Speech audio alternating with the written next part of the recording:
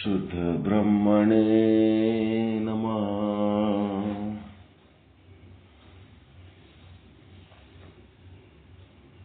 ಸಮಸ್ತ ಶುದ್ಧ ಬ್ರಹ್ಮ ಸ್ವರೂಪರಲ್ಲಿ ಅನಂತ ಅನಂತ ಪ್ರಣಾಮಗಳು.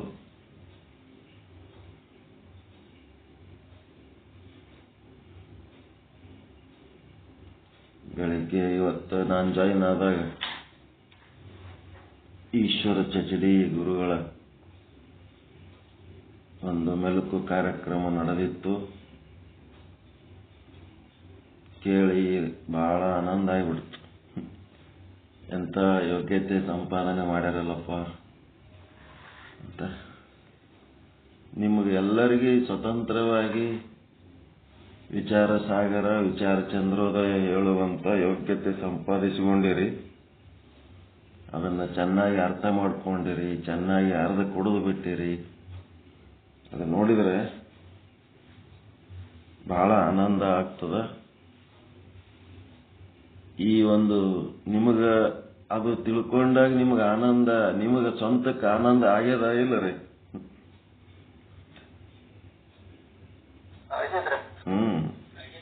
ವೈಯಕ್ತಿಕವಾಗಿ ಎಲ್ಲರಿಗೆ ನಿಮಗ ಅದರದ ಆನಂದ ಅನುಭವಿಸಿರಿ. ಒಂದು ಸ್ಟೆಪ್ ಮುಗಿದದ. ಇದು ನೋಡಿದ್ರೆ ಇದರದ್ದು ನೆಕ್ಸ್ಟ್ ಸ್ಟೆಪ್ ಏನಾಗಬೇಕು? ನಿಮ್ಮ ಮಕ್ಕಳು ಸೊಸೆಯಂದಿರು, ಅಳಿಯಂದಿರು, ಮೊಮ್ಮಕ್ಕಳು ಬೇರೆ ಊರಾಗಿರ್ತಾರ. ಇಬ್ಬರೇ ಗಂಡ ಹೆಂಡತಿ ಇಲ್ಲಿ ಮನೆಯಾಗ ಇದ್ದಾಗ ಊಟ ಮಾಡಾಗ ಏನಾದರೂ ಒಂದು ಅಡಿಗೆ ಬಹಳ ರುಚಿಯಾಗಿತ್ತು ಅಂತಂದ್ರೆ ಏನು ಅನ್ನಿಸ್ತದ? ಅಡಿಗೆ ಬಹಳ ರುಚಿಯಾಗಿತ್ತು. ಇಬ್ಬರೇ ಊಟ ಮಾಡೋ ಸಮಯದಲ್ಲಿ ಅವು ಮಕ್ಕಳು ಮೊಮ್ಮಕ್ಕಳು ಇದ್ರೆ ಅವು ಇದ್ರಾಗ ನಮ್ಮ ಜೊತೆ ಕೂಡಿ ಉಂಡು ಖುಷಿ ಪಡ್ತಿದ್ವು ಅಲ್ಲ ಅಂತ ಮಕ್ಕಳ ನೆನಪಾತವಲ್ರಿ?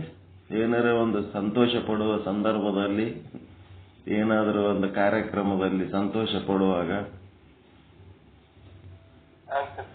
ಬರೇ ನಾವೇ ಇಬ್ಬರೇ ಇದೀವಿ, ಇಬ್ಬರೇ ಇದೀವಿ, ಅವರು ಇದ್ರೆ ಅವರು ನಮ್ಮ ಜೊತೆಗೆ ಸಂತೋಷ ಪಡ್ತಿದ್ರು ಅಂತ. ಅದು ಒಂದು ನಿಮ್ಮ ಹೃದಯದ ಗುಣ. ನಮಗಾದ ಆನಂದ ಇತರರಿಗಾಗಲಿ ಅಂತ ಒಂದು ಅಪೇಕ್ಷೆ. ಅದೇ ರೀತಿ ಈಗ ಮುಂದಿನ ಸ್ಟೆಪ್ ಏನದ? ನಮಗಾದ ಆನಂದ ಇತರರಿಗೂ ಆಗಲಿ ಅಂತ. ಆದಷ್ಟು ಯಾರು ಈ ಗೂಗಲ್ ಮೀಟ್ ಮಾಡಿ, ಈ ಗೂಗಲ್ ಮೀಟ್ನೊಳಗೆ ದೇಶವರು ಎಲ್ಲೆಲ್ಲೋ ಇದ್ದವರಿಗೆ ಹೇಳಿ ಆ ರೀತಿ ಮಾಡೋದಕ್ಕಿಂತ ಏನ್ ಮಾಡ್ರಿ, ನಿಮ್ಮ ಸುತ್ತಮುತ್ತಲಿನ ನಿಮ್ಮ ಬಂಧು ಮಿತ್ರರನ್ನ ಕರೆದುಕೊಂಡು ಕುಳಿತು ನೀವೇ ಡಿಸೈಡ್ ಮಾಡಬೇಡ್ರಿ. ನಾವು ಕರೆದ್ರೆ ಯಾರು ಬರ್ತಾರ್ರಿ? ಪುಣ್ಯ ಇದ್ದವ್ರು ಬರ್ತಾರ, ಹುಡುಕಬೇಕು. ಹುಡುಕ ಕೆಲಸ ಮಾಡ್ತಾ ಇಲ್ಲ ನೀವು ಅಷ್ಟೇ. ಪುಣ್ಯ ಇದ್ದವರು ಬರ್ತಾರ. ಒಂದು 4 ಜನ ಕುಂತು ಈ ವಿಚಾರ ಸಾಗರ, ವಿಚಾರ ಚಂದ್ರೋದಯಗಳನ್ನ ಸ್ಟಾರ್ಟ್ ಮಾಡ್ರಿ. 2 ಸೆಷನ್ ಮಾಡ್ಕೋಬೇಕು. ಒಂದು ಸೆಷನ್ ವಿಚಾರ ಚಂದ್ರೋದಯ, ಒಂದು ಸೆಷನ್ ವಿಚಾರ ಸಾಗರ ಮಾಡಿಕೊಂಡು ಕುಂತು ನಿಮಗಾದ ಆನಂದ ಇತರರಿಗೆ, ನಿಮ್ಮ ಆತ್ಮೀಯ ಪುಣ್ಯವಂತರಿಗೆ ಹಂಚುವಂತ ಕೆಲಸ ಮಾಡ್ರಿ. ಆತ್ಮೀಯರು ಬಹಳ ಮಂದಿ ಅದಾರ. ಆತ್ಮೀಯ ಪುಣ್ಯವಂತರು ಕೆಲವೇ ಜನ ಇರ್ತಾರ. ಹುಡುಕಬೇಕು. ಆ ಹುಡುಕ ಕೆಲಸ ಮಾಡ್ಲಾರ್ದೆ, ಯಾರಿಗೆ ನಿಮಗಾದ ಆನಂದವನ್ನ ಹಂಚಲಾರ್ದೆ ನೀವು ಹಿಂಗೆ ಹೋದ್ರಿ ಅಂತಂದ್ರ ಅದೇನಾಗ್ತದ? ಆಯುಷ್ಯ ಅಂತೂ ಹೋಗ್ತದ. ಒಂದಿನ ಈ ಶರೀರ ಹೋಗ್ತು. ಇಷ್ಟೊಂದು ಅದ್ಭುತ ಸಾಧನೆ ಮಾಡಿ ಅದು ಇನ್ನೊಬ್ಬರಿಗೆ ಉಪಯೋಗ ಆಗಲಾರ್ದಂಗೆ ಹೋದ್ರೆ ಅದಕ್ಕೆ ಬಂತು. ಶರೀರಮಿದಂ ಖಲು ಧರ್ಮ ಸಾಧನಂ. ಈ ಶರೀರ ಇತರರಿಗೆ ಉಪಯೋಗ ಆಗಬೇಕು. ಅದಕ್ಕೆ ಚನ್ನಬಸವೇಶ್ವರರು ಹೇಳ್ತಾರ, ಭೃತ್ಯಾಚಾರಿಗಲ್ಲದೆ ಭಕ್ತ್ಯಾಚಾರ ಒಳವಡದು. ಭಕ್ತಿ, ಆಚಾರ ಇವು ಬಹಳ ಮುಖ್ಯ ಮನುಷ್ಯನ ಜೀವನದಲ್ಲಿ. ಭಕ್ತಿ, ಆಚಾರ ಮತ್ತೆ ಭೃತ್ಯ ಅಂತಂದ್ರೆ ವಿನಯ. ಪಂಚ ಆಚಾರಗಳಲ್ಲಿ ಲಿಂಗಾಚಾರ, ಶಿವಾಚಾರ, ಸದಾಚಾರ, ಗಣಾಚಾರ, ಭೃತ್ಯಾಚಾರ. ಭೃತ್ಯಾಚಾರ ಅಂತಂದ್ರೆ ಅತ್ಯಂತ ವಿನಯದಿಂದ ನಮ್ಮ ಅವಶ್ಯಕತೆ ಗುರುಲಿಂಗ ಜಂಗಮರಿಗೆ ಎಲ್ಲಿಯಾದರೂ ಇದ್ದರೆ ಹೋಗಿ ನಯ ವಿನಯದಿಂದ ಅವರ ಸೇವೆ ಮಾಡುವ ಭಾಗ್ಯಕ್ಕಾಗಿ ಕಾದು ಕಾದು ಕಾದು ಅಂಥದೊಂದು ಅವಕಾಶ ಸಿಕ್ತು ಅಂತಂದ್ರ ಅಲ್ಲಿ ಹೋಗಿ ಸೇವೆ ಮಾಡಬೇಕು. ಆಪ್ತ ಸೇವೆ. ಆ ಗುರುಲಿಂಗ ಜಂಗಮರ ಆಪ್ತರಾಗಿ, ಆಪ್ತ ಸೇವೆ ಅಂತಂದ್ರ ಅಲ್ಲಿ ಸೇವೆ ಮಾಡ್ಲಕ್ಕೆ ಹೋಗಿ ಅವ್ರ ಸುದ್ದಿ ಊರ್ ಮಂದಿಗೆ ಟಾಮ್ ಹೊಡೆಯೋದಲ್ಲ. ಆಪ್ತರು ಅಂತಂದ್ರ ಆತ್ಮೀಯರು. ಅಲ್ಲಿ ಏನಾದ ಸುಖ ನಮ್ಮದೇ, ಅಲ್ಲಿ ಏನಾದ ದುಃಖ ನಮ್ಮದು ಅಂತ ತಿಳ್ಕೊಂಡು ನಿಮ್ಮ ಮನೆ ಸುದ್ದಿ ಊರ್ ಮಂದಿಗೆಲ್ಲ ಹೇಳ್ತೀರ ನೀವು? ಒಳಗೆ ಇಟ್ಕೋತಿರಲ್ಲ ಮರ್ಯಾದೆ ಕಾಯ್ಕೊಳಕ್. ಹಂಗ ಆಪ್ತ ಸೇವೆ ಅಂತಂದ್ರ ಗುರು ಲಿಂಗ ಜಂಗಮರ ಜೊತೆಗೆ ಏನು ನಿಮ್ಮ ಸೇವೆ ಮಾಡುವ ವ್ಯವಹಾರಗಳವೋ ಅವುಗಳನ್ನೆಲ್ಲ ಹೆಂಗಿರ್ಬೇಕು ಅಷ್ಟೇ ರಹಸ್ಯವಾಗಿ ನಿಮ್ಮ ಕೆಲಸ ಎಷ್ಟು ಅಷ್ಟು ಮಾಡ್ಕೊಂಡು ಪುಣ್ಯದ ಕೆಲಸ ಮಾಡ್ಕೊಂಡ್ ಬರ್ಬೇಕು. ಅಂಗ ಸೇವೆ. ಸಾಧ್ಯ ಆದರೆ ಅವ್ರ ಮೈ ಕೈ ಮುಟ್ಟಿ ಸಹಿತ ಸೇವೆ ಮಾಡಂಥದ್ದು. ಅವರ ಶರೀರಕ್ಕೂ ನೋವು, ದುಃಖ, ಸಂಕಟ, ಶ್ರಮ ಏನೆಲ್ಲ ಇರ್ತು. ಅವರು ಸ್ನಾನ ಮಾಡುವಾಗ ಅವ್ರಿಗೆ ಸ್ನಾನ ಮಾಡಿಸುವಂತ ಕೆಲಸ, ಮತ್ತೆ ಎಣ್ಣೆ ಹಚ್ಚಿ ಮೈ ತಿಕ್ಕಿ ಮಾಲಿಶ್ ಮಾಡೋ ಕೆಲಸ, ಏನೆಲ್ಲ ಮಾಡಕ್ಕೆ ಅವ್ರಿಗೆ ಏನು ಅವಶ್ಯಕತೆ ಅದ ತಿಳ್ಕೊಂಡು ಪ್ರೀತಿಯಿಂದ ಅಂಗ ಸೇವೆ, ಆಪ್ತ ಸೇವೆ. ಮತ್ತೆ ಎಲ್ಲರೂ ಬರಲಿ, ಎಲ್ಲರೂ ಇರಲಿ ಅಂತೇಳಿ ಮಕ್ಕಳ ಸಂಖ್ಯೆ ಬಹಳ ಇರ್ತದಂತ ಹೇಳಕ್ಕೆ ಅವ್ರು ಏನ್ ಮಾಡಿರ್ತಾರ, ದೊಡ್ಡದೊಂದು ಆಶ್ರಮ, ಮನಿ, ಏನಾದ್ರೂ ಒಂದು ಮಠ, ಗುಡಿ ಏನೋ ಒಂದು ಹಿಡ್ಕೊಂಡು ಕೂತಿರ್ತಾರ. ಯಾರ ಸಲುವಾಗಿ ಮಾಡಿರ್ತಾರ ಅವರು? ಅವ್ರಿಗೆ ಎಷ್ಟು ಬೇಕಾಗಿರ್ತದ? ಅವ್ರಿಗೆ ಬೇಕಾಗಿರೋದೇ ಒಂದು ರೂಮ್ನೊಳಗೆ ಒಂದು ಮಂಚ. ಆ ಮಂಚದ ಮೇಲೆ ಒಂದು ಅರ್ಧದಷ್ಟೇ ಮಂಚದಷ್ಟು ಜಾಗ ಬೇಕು ಅವರಿಗೆ. ಅವ್ರು ಉಳಿದದ್ದೆಲ್ಲ ಯಾರ ಸಲುವಾಗಿ ಜಮಾಯಿಸಿಟ್ಟಿರ್ತಾರ? ಅಷ್ಟೆಲ್ಲ ಜಾಗ, ಸ್ಥಾನ ಯಾರ ಸಲುವಾಗಿ ಮಾಡಿರ್ತಾರ? ಬರೋ ಮಕ್ಕಳ ಸಲುವಾಗಿ ಮಾಡಿರ್ತಾರ? ಇಲ್ಲ. ಅವರು ಈ ಮಕ್ಕಳು ಏನ್ ಮಾಡ್ತಾರ, ಸಾವಿರಗಟ್ಲೆ ಜನ ಹೋತಾರ, ಅಲ್ಲಿ ಸ್ಥಾನ ಸೇವೆ ಮಾಡಂಗೆ ಇಲ್ಲ. ಕ್ಲೀನ್ನೆಸ್ ಮೇಂಟೈನ್ ಮಾಡಬೇಕು, ಕ್ಲೀನ್ ಮಾಡಬೇಕು. ಅಲ್ಲಿ ಸ್ಥಾನವನ್ನ ಜಾಗೃತಗೊಳಿಸಬೇಕು, ಸ್ಥಾನವನ್ನ ಉದ್ಧಾರ ಮಾಡಬೇಕು. ಅಲ್ಲಿ ಹೋಗಿ ಒಟ್ಟ ಯಾವ ಲಕ್ಷ್ಯ ಇರಂಗಿಲ್ಲ. ಸುಮ್ಮನೆ ಗುರುಗಳೆಲ್ಲಾರ ತುಡುಕಾಡೋದು, ಹೋಗೋದು, ನಮಸ್ಕಾರ ಮಾಡೋದು, ಜೀವನದಾಗ ಒಂದಿಟ್ಟು ಕಾಣಿಕೆ ಇದ್ರ ಕೊಡೋದು, ಏನು ಹಾರ ಶಾಲ ಇದ್ರು ಒಯ್ದು ಹಾಕೋದು, ನಮಸ್ಕಾರ ಮಾಡೋದು. ಅವ್ರ ಸ್ಥಾನಕ್ಕೆ ಹೋಗ್ಬೇಕನ್ನಂಥದ್ದು ಒಂದು ವಿವೇಕ ಜಾಗೃತ ಆಗಂಗಿಲ್ಲ. ಹೋದವ್ರಿಗೂ ಆ ಸ್ಥಾನದ ಬಗ್ಗೆ ಏನೇನು ಕಣ್ಣು ಕಾಣಂಗೇ ಇಲ್ಲ. ಗುರು ಇದ್ದ ಸ್ಥಾನಕ್ಕೆ ಒಂದು ಸಾರಿಯರೇ ಹೋಗ್ಬೇಕು. ವರ್ಷಕ್ಕೆ, ತಿಂಗಳಿಗೆ, ವಾರಕ್ಕೋ ಯಾವಾಗಾರ ಒಂದು ಸಾರಿ ಹೋಗ್ಬೇಕು ಅನ್ನಂಥದ್ದೇ. ಒಟ್ಟ ಆ ಸಂಸಾರದ ಎಲ್ಲೆಲ್ಲಿ ಹೋಗ್ಬೇಕನ್ನ ಲೀಸ್ಟ್ ಪಟ್ಟಿ ಮಾಡ್ಯಾರ. ಆ ಪಟ್ಟಿ ಒಳಗ ಗುರುವಿನ ಬಳಿ ಒಂದ್ಸಾರಿ ಹೋಗ್ಬೇಕು ಅನ್ನಂಥದ್ದೇ ಲೀಸ್ಟ್ನಾಗ ಇಲ್ಲ ಅಂತಂದ್ರ ಅಂತ ಬೇವಕೂಫರು ಎಷ್ಟು ಮಂದಿ ಇದ್ದಾರೆ ತಗೊಂಡು ಏನ್ ಮಾಡ್ಬೇಕು? ಅವಿವೇಕಿಗಳಂತ. ಎಲ್ಲಿ ಹೋದರೆ ಉದ್ಧಾರ ಆಗ್ತೀವಿ, ಎಲ್ಲಿ ಹೋದರೆ ನಾವು ನಮ್ಮ ಜನ್ಮ ಸಾರ್ಥಕ ಆಗ್ತದ, ನಮ್ಮ ಆಯುಷ್ಯ, ನಮ್ಮ ಒಂದು ತನು, ಮನ, ಧನ ಏನೆಲ್ಲ ನಾವು ಸಂಗ್ರಹ ಮಾಡಿ ಇಟ್ಕೊಂಡಿವಲ್ಲ, ಇದು ಸಾರ್ಥಕ ಆಗ್ಬೇಕಾದ್ರೆ ಒಂದು ಸಲ ಗುರುವಿನ ಬಳಿ ಹೋಗ್ಬೇಕು, ನೋಡ್ಬೇಕು, ಭೇಟಿ ಆಗ್ಬೇಕು. ವರ್ಷಕ್ಕೆ ಒಂದು ಸಾರಿ ಆದ್ರೂ ಒಂದು ಏನಾರ ಇರ್ಬೇಕಲ್ಲ. ಹಿಂಗಾಗಿ ಸ್ಥಾನ ಸೇವೆ, ಆಪ್ತ ಸೇವೆ, ಅಂಗ ಸೇವೆ, ಮತ್ತಿನ್ಯಾವ ಸೇವೆ ರೀ? ಒಂದು 4 ಹೇಳ್ಯಾರ ಅವ್ರ ಶಾಂಪಲ್. ಆಪ್ತ ಸೇವೆ, ಅಂಗ ಸೇವೆ, ಸ್ಥಾನ ಸೇವೆ, ಮತ್ತಿನ್ಯಾವುದು? ಸದ್ಭಾವ ಸೇವೆ. ಅದು ಸದ್ಭಾವನೆ ಇರ್ಲಿಲ್ಲ ಅಂತಂದ್ರ ಬರ್ಗುಡಂಗಿಲ್ಲ. ಅದು ಒಳಗಿಂದ ಪಾಪ ಅದು ಸನ್ಯಾಕೆ ಬರ್ಗುಡಂಗಿಲ್ಲ. ಅದು ಕತ್ತಲಿಗೆ ಬೆಳಕಿನ ಬಲ್ಲಿ ಬರ್ಬೇಕಂದ್ರೆ ಹೆಂಗ್ ಬರ್ತದ ಅದು? ಇನ್ನ ಒಂದಿಟ್ಟು ಕತ್ತಲು ಕೆಲಸ ಮಾಡ್ಕೋತ ದೂರ ದೂರ ಹೋಗ್ತದ ಅದು. ಬೆಳಕಿದ್ದಲ್ಲಿ ಬಾ ಅಂದ್ರೆ ಹೆಂಗ್ ಬರ್ತದ? ಕತ್ತಲೆನೇ ಏನ್ ಮಾಡ್ಯದಂತ ಸತ್ಯ ಮತ್ತು ಮಿಥ್ಯ ಅಂತ ಎರಡೂ ಬೆದರ್ ಸಿಕ್ಕುವತ್ತು ಒಂದು ದಿವಸ. ಸತ್ಯ ಹೇಳ್ತು ನಾನೆಷ್ಟು ಪ್ರಾಮಾಣಿಕ ಇದೀನಿ, ನಾನೆಷ್ಟು ಬೆಳಕಿನ ರೂಪ ಇದೀನಿ, ಆದ್ರ ಈ ಜಗತ್ತಿನೊಳಗ ನನಗಿಂತ ನೀನೇ ಭಾರಿ ಫೇಮಸ್ ಇದೆಯಲ್ಲ ಯಾಕ ಅಂತ ಮಿಥ್ಯಕ್ಕೆ ಕೇಳ್ತಂತ. ಅದು ಮಿಥ್ಯ ಹೇಳ್ತತ ನಕ್ಕೋತ, ನಾನು ಎಷ್ಟು ಪ್ರಾಮಾಣಿಕ ಇದ್ರೇನು, ನಾನೆಷ್ಟು ಬೇವಕೂಫ ಇದ್ರೂ ನಾನು ಏನ್ ಮಾಡಿನಪ್ಪ ಅಂದ್ರ ನಿನ್ನ ಡ್ರೆಸ್ ನಾ ಹಾಕೊಂಡ್ಬಿಟ್ಟಿನಂತ. ಸತ್ಯದ್ದು ಡ್ರೆಸ್ ಹಾಕೊಂಡಿನಿ, ನಾನು ಒಳಗಿರೋದು ಮೂರ್ಖನೇ ಅದೀನಿ, ಆದ್ರ ಸತ್ಯದ ಡ್ರೆಸ್ ಹಾಕೊಂಡಿನಿ. ಹಿಂಗಾಗಿ ನಿನ್ನ ಡ್ರೆಸ್ ನಾ ಹಾಕೊಂಡಿನಿ, ಅದಕ್ಕೆ ನೀನು ಬತ್ತಲೆ ತಿರುಗ್ಲಕತ್ತಿದಿ. ಸತ್ಯ ಬತ್ತಲೆ ಆಗ್ಯದ. ಸತ್ಯ ಬತ್ತಲೆ ಇದ್ದದಕ್ಕೆ ಏನಾಗ್ಯದ? ಆ ಬತ್ತಲೆಯಾದ ಸತ್ಯ ಅದು ಯಾರಿಗೆ ಬೇಕಾಗಿಲ್ಲ. ಇದೇನು ಸತ್ಯದ ಡ್ರೆಸ್, ಬೆಳಕಿನ ಡ್ರೆಸ್ ಏನದಲ್ಲ ಅದು ಹಾಕೊಂಡದ. ಕತ್ತಲೆ ಬೆಳಕಿನ ಡ್ರೆಸ್ ಹಾಕೊಂಡು ತಾನು ದೊಡ್ಡ ಬೆಳಕು ಅನ್ನಂಗ ಪ್ರವಚನ ಮಾಡ್ಲಕ್ ಕುಂತದವು. ಹಿಂಗಿದ್ದತ್ನಾಗ ಏನು ಸಾಧನೆ ಮಾಡ್ಲಕ್ಕಾಗಂಗಿಲ್ಲ. ಒಳಗಿನ ಕತ್ತಲೆ ಕಳ್ಕೊಂಡು ನೀವು ಬೆಳಕಿನ ಸ್ವರೂಪ ಆಗಬೇಕು.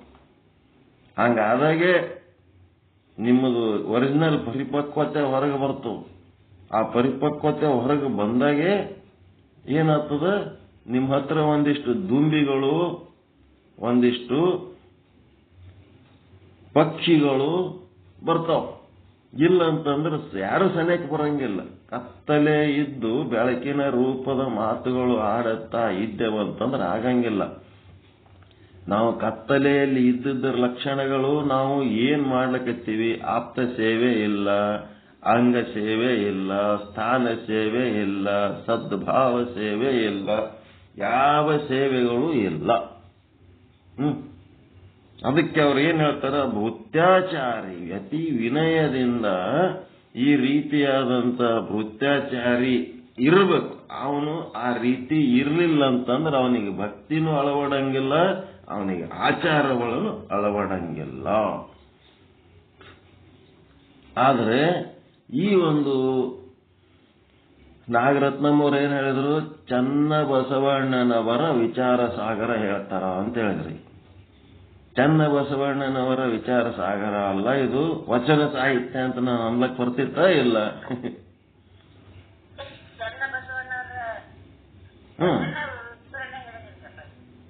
ಇರ್ಲಿ, ಈಗ ನೀವು ಹೇಳಿದ್ದು ನಾ ಕೇಳಿನಿ.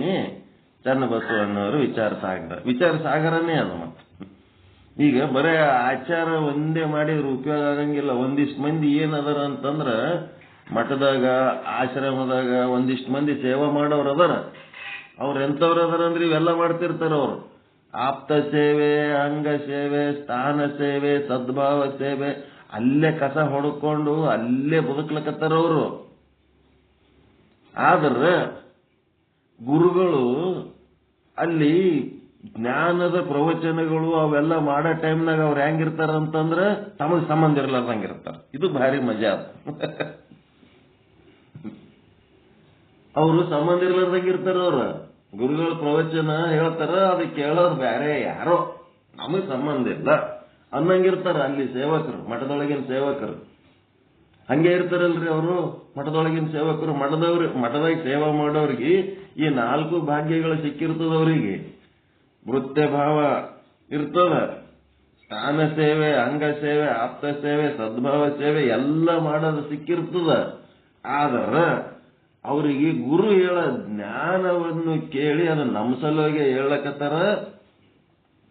ಅದು ನಾನು ಕೇಳಿ ಉದ್ಧಾರ ಆಗ್ಬೇಕನ್ನೋದು ವಿವೇಕ ಇರಂಗಿಲ್ಲ. ಇದು ಒಂದು ದೊಡ್ಡ ಸಮಸ್ಯೆ. ಮಠದ ಸೇವಕರಿಗೆ ಈ ಸಮಸ್ಯೆ. ಆಶ್ರಮದೊಳಗಿರೋ ಸೇವಕರು ಏನಿರ್ತಾರ, ಗುರು ಹೇಳೋ ಜ್ಞಾನಕ್ಕೆ ಸಂಬಂಧ ಇರ್ಲಾರ್ದಂಗಿರ್ತಾರ. ಅವ್ರು ಒಂದಿಷ್ಟು ಮಂದಿ ಗುರು ಹೇಳೋ ಜ್ಞಾನವನ್ನು ಕೇಳಿ ಗುರುವಿನಕ್ಕಿಂತ ಜಬರ್ದಸ್ತ್ ಹೇಳೋದು ಕಲ್ತಿರ್ತಾರ. ಆದ್ರೆ ಅವರಿಗೆ ಈ ಸೇವಾ ಮಾಡೋ ಭಾಗ್ಯ ಇರೋದು. ಈ ಸೇವೆ ಮಾಡೋ ಭಾಗ್ಯ ಇದ್ದವರಿಗೆ ಶಾಸ್ತ್ರಜ್ಞಾನ ಕೇಳೋ ಭಾಗ್ಯ ಇರೋದು. ಹೆಂಗದ ನೋಡ್ರಿ, ಇದೆಲ್ಲ ಕೊಂಡಿ ಕಳಚೋದಿಲ್ಲ ಇದು. ಅದಕ್ಕೆ ಎರಡೂ ವಾಕ್ಯ ಹೇಳ್ತಾರವ್ರು. ಭೃತ್ಯಾಚಾರಿಗಲ್ಲದೆ ಭಕ್ತಿ ಆಚಾರ ಒಳವಡದು. ಎರಡನೇ ಸಾಲೇನ್ ಹೇಳ್ತಾರ, ವೇದ ಶಾಸ್ತ್ರ ಪುರಾಣ ಆಗಮವನರಿದ ಸಂಬಂಧಿಗಲ್ಲದೆ ಆಚಾರ ಒಳವಡದು. ಎರಡು ಹೇಳಕತ್ತಾರ. ಎರಡೂ ವಾಕ್ಯ ಬಹಳ ಮುಖ್ಯವ ಇಲ್ಲಿ. ಭೃತ್ಯಾಚಾರಿಗಲ್ಲದೆ ಏನ್ ವಚನ ಇದು? ಮಹೇಶ್ವರನ ಪ್ರಸಾದಲಿಂಗ ಸ್ಥಳ, ಚನ್ನಬಸವೇಶ್ವರರ ಸ್ಥಳ ಕಟ್ಟಿನ ವಚನಗಳ ಪೈಕಿ 4ನೇ ವಚನ.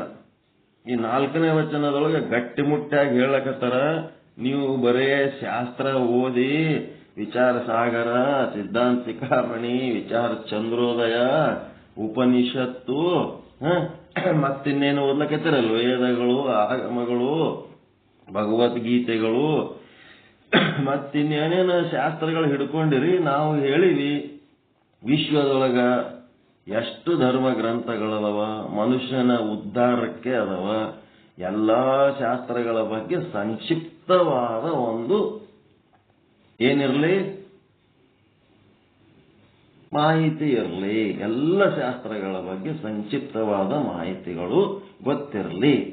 ಆದರೆ ನಿಮ್ಮ ಗುಣ ಸ್ವಭಾವಕ್ಕೆ ಯಾವ ಗ್ರಂಥ ನಿಮಗೆ ಅತ್ಯಂತ ಚಂದ ಅನಿಸ್ತದ, ಅದ್ರ ಬಗ್ಗೆ ನಿಮಗೆ ತಾಧ್ಯಾತ್ಮ ಭಾವ ಬೆಳೆಸ್ಕೊಳ್ಳುವಂಥದ್ದು, ಆ ಗ್ರಂಥ ಅಂದ್ರೆ ನಾನೇ ಅಂದ್ರೆ ಆ ಗ್ರಂಥ ಅನ್ನಂತ ತಾಧ್ಯಾತ್ಮ ಭಾವ ಬೆಳೆಸ್ಕೊಳ್ಳುವಂಥದ್ದು ನಿಮ್ಗೆ ಯಾವ ಗ್ರಂಥದ ಮೇಲೆ ವೇದ ಕೃಪಾ ಆಗ್ತದೆ, ಆ ವೇದದ ಬಗ್ಗೆ ಸಮಗ್ರ ಮಾಹಿತಿಯನ್ನು ಸಂಗ್ರಹಿಸಿರಿ.